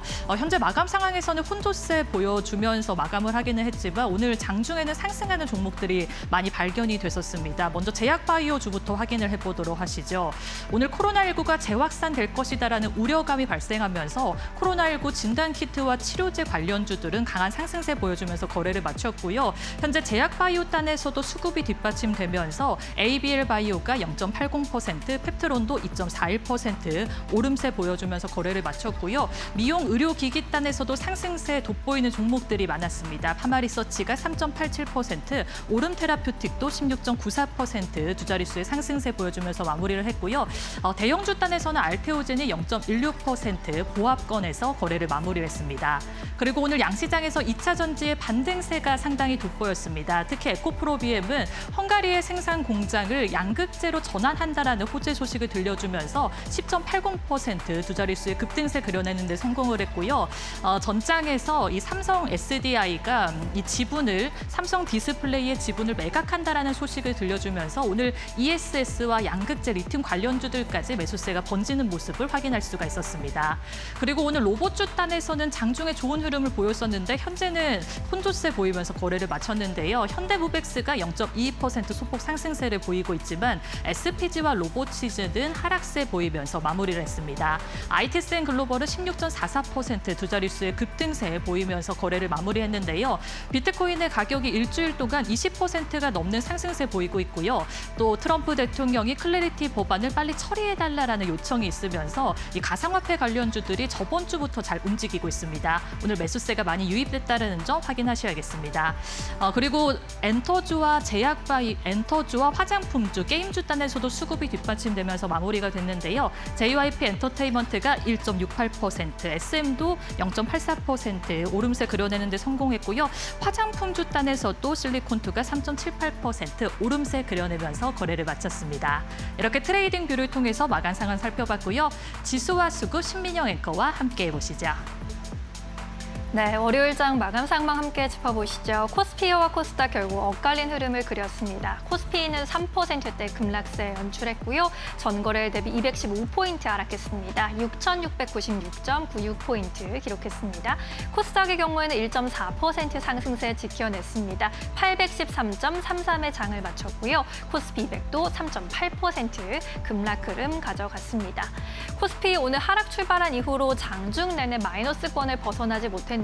오후장 안에서 저점 그리면서 6,656포인트 기록하기도 했습니다. 6,700선의 회복이 좀 있긴 했으나 결국 회복하지는 못했고요. 6,696포인트에 마감 지었습니다. 코스닥의 경우에도 오늘 상승 출발한 이후로 결국에는 플러스권의 흐름 보여줬는데 장중의 움직임이 좀 나타나기도 했습니다. 821포인트까지 그려주기도 했는데요. 20선 아래에서 마무리 지은 모습입니다. 이어서 오늘 유가증권 시장에서 수급 보시면요. 외국인과 기관이 각각 3조 8천억 원대, 1조 2천억 원대 물량 덜어내면서 동반 팔자세 기록했고요. 개인이 물량을 소화했습니다. 3조 3천억 원대 순매수세로 기록됐습니다. 코스닥 안에서는 정반대 매매 동향, 외국인이 2천억 원대 순매수세 가져갔고요. 기관도 소폭의 매수 우위로 집계됩니다. 개인 나홀로 팔자세 그리면서 2,600억 원대 물량을 덜어냈습니다. 이런 가운데 외국인이 선택한 종목들 순매수 상위 종목 안에서 살펴보시죠. SK스퀘어 그리고 효성중공업 같은 종목들 이름을 올렸습니다. 효성중공업의 경우에는 400만 원 유지하는 목표 주가 리포트가 나오기도 했고요. 미국 시장에서의 성장성에 계속해서 주목하고 있습니다. 카카오와 현대모비스, SK 같은 종목들 이름을 올렸습니다. 에코프로 그리고 에코프로 비행과 같은 에코프로 그룹주 오늘 전반적으로 시장에서 흐름 굉장히 좋았고요. 파마리서치의 경우에도 외국인이 10거래일 연속 순매수하는 흐름이 특징적이었습니다. 파마리서치의 경우에는요. 유럽에서의 리쥬란 판매 확대에 힘입어서 사상 최고치 실적 계속해서 다시 써내려가고 있는 상황이고요. 또 코스닥 승강제가 도입되게 된다면 프리미엄 종목군에 투입될 것이라는 기대감도 작용하고 있습니다. PSK와 주성엔지니어링 같은 반도체 종목들 자리했습니다. 오늘 2차 전지주들이 선방한 가운데 에코프로 BM의 시세가 특히나 돋보이기도 했습니다. 미국의 독일에 위치한 자동차 완성차 기업에 이제 양극재 공급 계약 체결 소식을 전하면서 헝가리에 있는 공장을 재편한다는 소식 전해졌고요. 이에 따라서 헝가리 법인의 흑자 전환이 4분기부터 가능할 것이라는 전망들 확인됐습니다. 오늘 장중에 그린 고점 부근에서 마무리 지었고요. 11만 7천 원의 종가 체결 10.8% 급등을 연출했습니다. 이어서 기관의 순매수 상위 종목입니다. 삼성 SDI 자리했고요. 포스코 퓨처엠, LNF까지 2차 전지 종목들 대체로 오늘 기관의 선택까지 받았습니다. 네이버와 한미약품까지 자리했고요. 한미약품 오늘 장중에 상한가에 또 도달하기도 했습니다. 차세대 비만 치료제 후보 물질과 관련해서 미국 제약사와 기술 이전 계약 체결했다라는 소식 강력한 호재로 작용했습니다. 코스닥 안에서 ITCN 글로벌과 같은 비트코인 금 관련주들도 시장에서 주목받으면서 기관의 순매수까지 연출이 됐고요. 실리콘투의 경우도 지난주 내내 리스트에 올라왔는데 오늘까지 기관의 선택을 받으면서 6거래일 연속 기관의 순매수에 자리했습니다. TLB와 TCK 같은 반도체 수부장 종목들 수급 가져갔고요. 코로나19 증가세 소식에 시젠과 같은 코로나19 관련주까지 이름을 올렸습니다. 네, 삼성 SDI 마지막으로 체크해보고 가도록 하겠습니다. 삼성 SDI의 경우에도 실적에 대한 긍정적인 소식이 있었습니다. 7개 분기 만에 흑자 전환에 성공했다라는 소식이 있었고요. 삼성 디스플레이 지분 취득을 해나가면서 4조 원의 투자 재원을 확보했다라는 소식까지 오늘 호재로 작용했습니다. 장 초반에 52만 2천 원까지 고점 터치하기도 했고요. 장중 내내 플러스권 유지해주면서 7%대 강세 연출했습니다. 51만 5천 원에 종가 체결했습니다. 네, 수급이 쏠린 종목들 체크해 보셨고요. 오늘 시장 정리하면서 기억해야 할 포인트들 박세람 아나운서와 함께 정리해 보시죠. 오늘 양시장의 희비가 엇갈린 채 마무리가 됐습니다. 그래도 코스닥은 강세 흐름 보이면서 거래를 마쳤는데요. 파이널 포인트를 통해서 오늘 시장 한번 점검해 보도록 하겠습니다. 먼저 첫 번째 포인트입니다.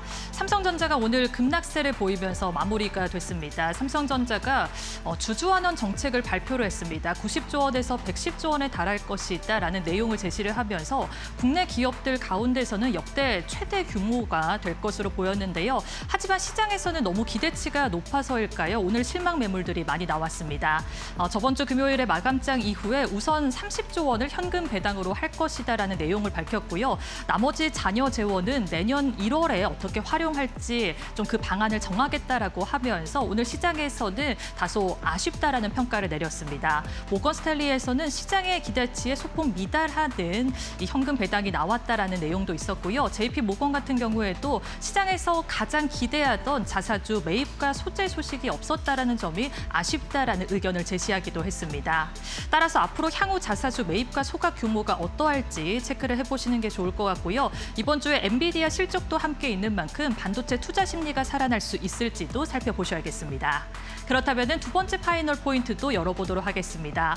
코로나19에 대한 이 공포감이 다시 한번 재확산되고 있습니다. 구체적으로 이 수치로 증명이 되고 있는데요. 먼저 중국에서 7월 달 확진자가 52만 명을 돌파했다라고 합니다. 한 달 동안 무려 6배 이상 증가를 했다라고 하고요. 이 양성률도 20%가 넘어가면서 의심 환자 5명 중에서 1명이 확진되고 있다라는 결과가 나오고 있습니다.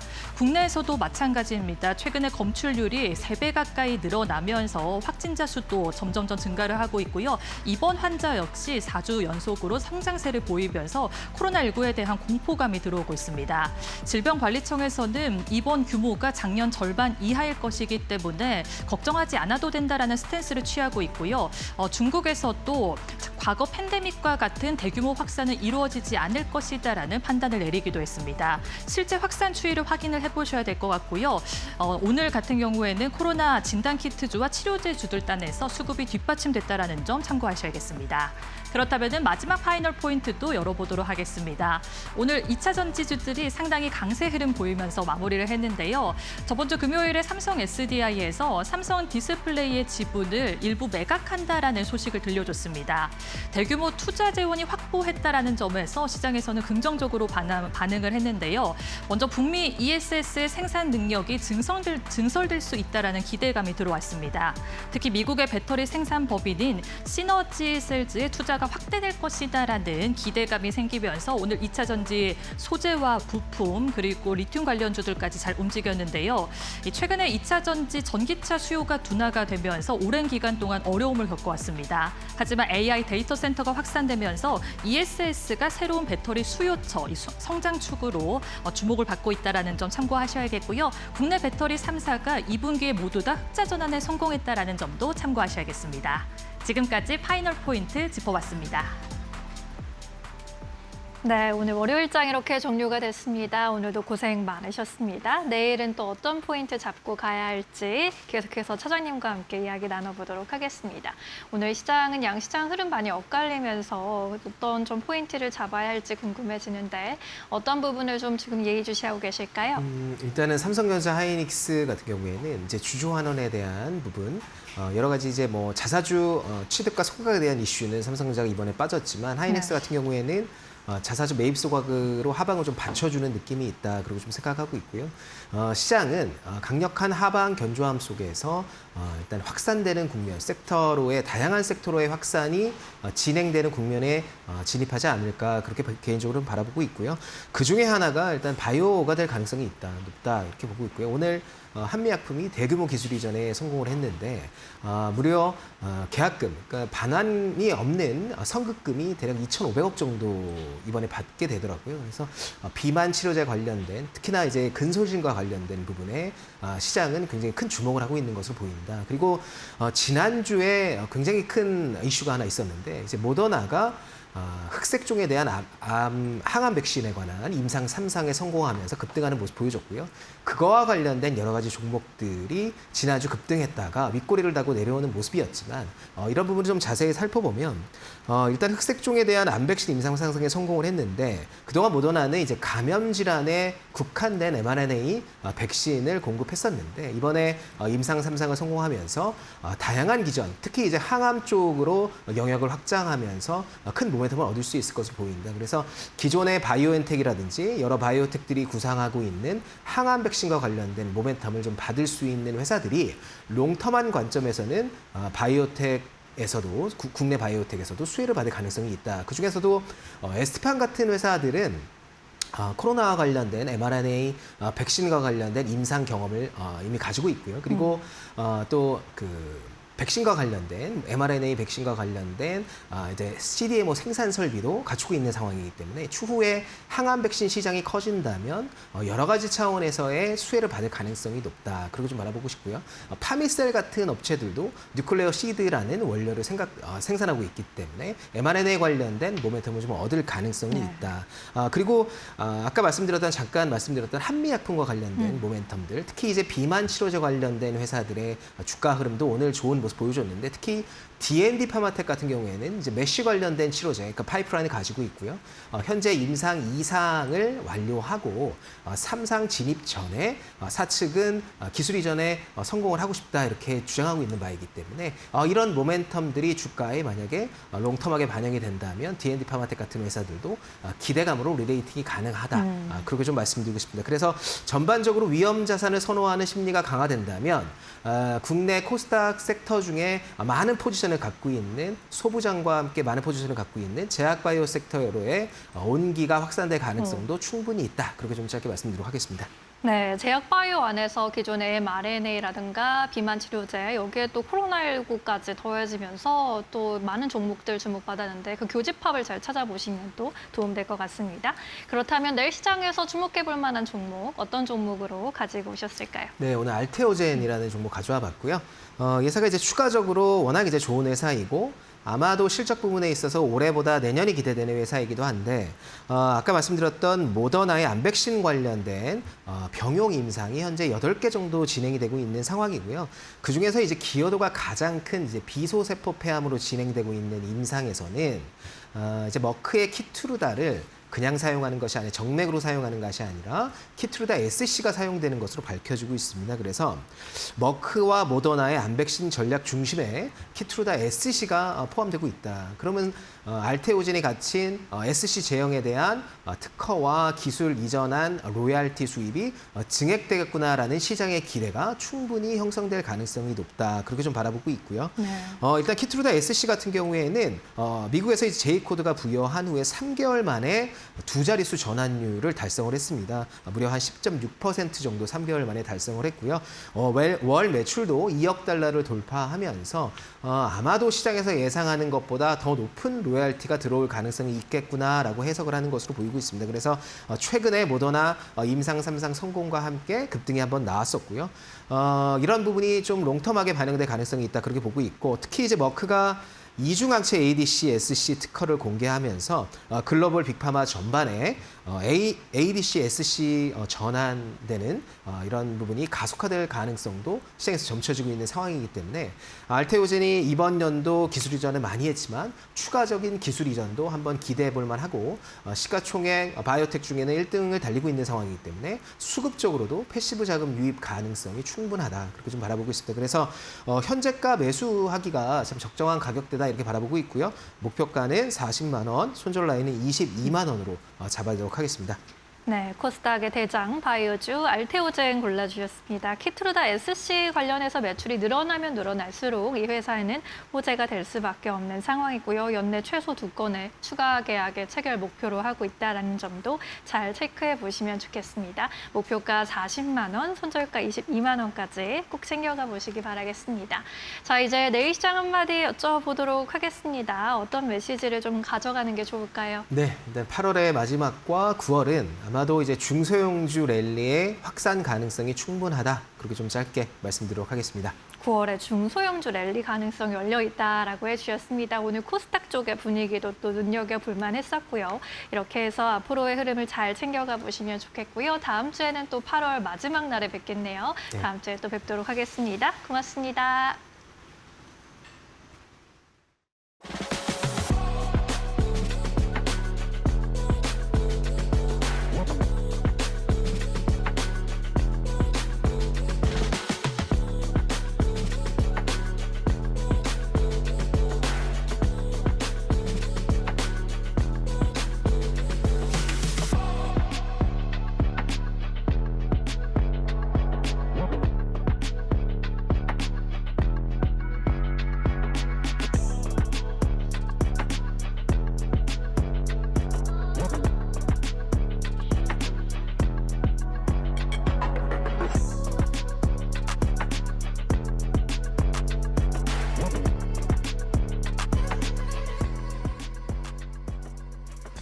네, 오늘 저희가 준비한 소식은 여기까지입니다. 내일도 오후 2시에 더 유용한 투자 정보 가지고 찾아뵙도록 하겠습니다. 시청해주신 여러분 고맙습니다. 마감은 언제나 파이널 샷!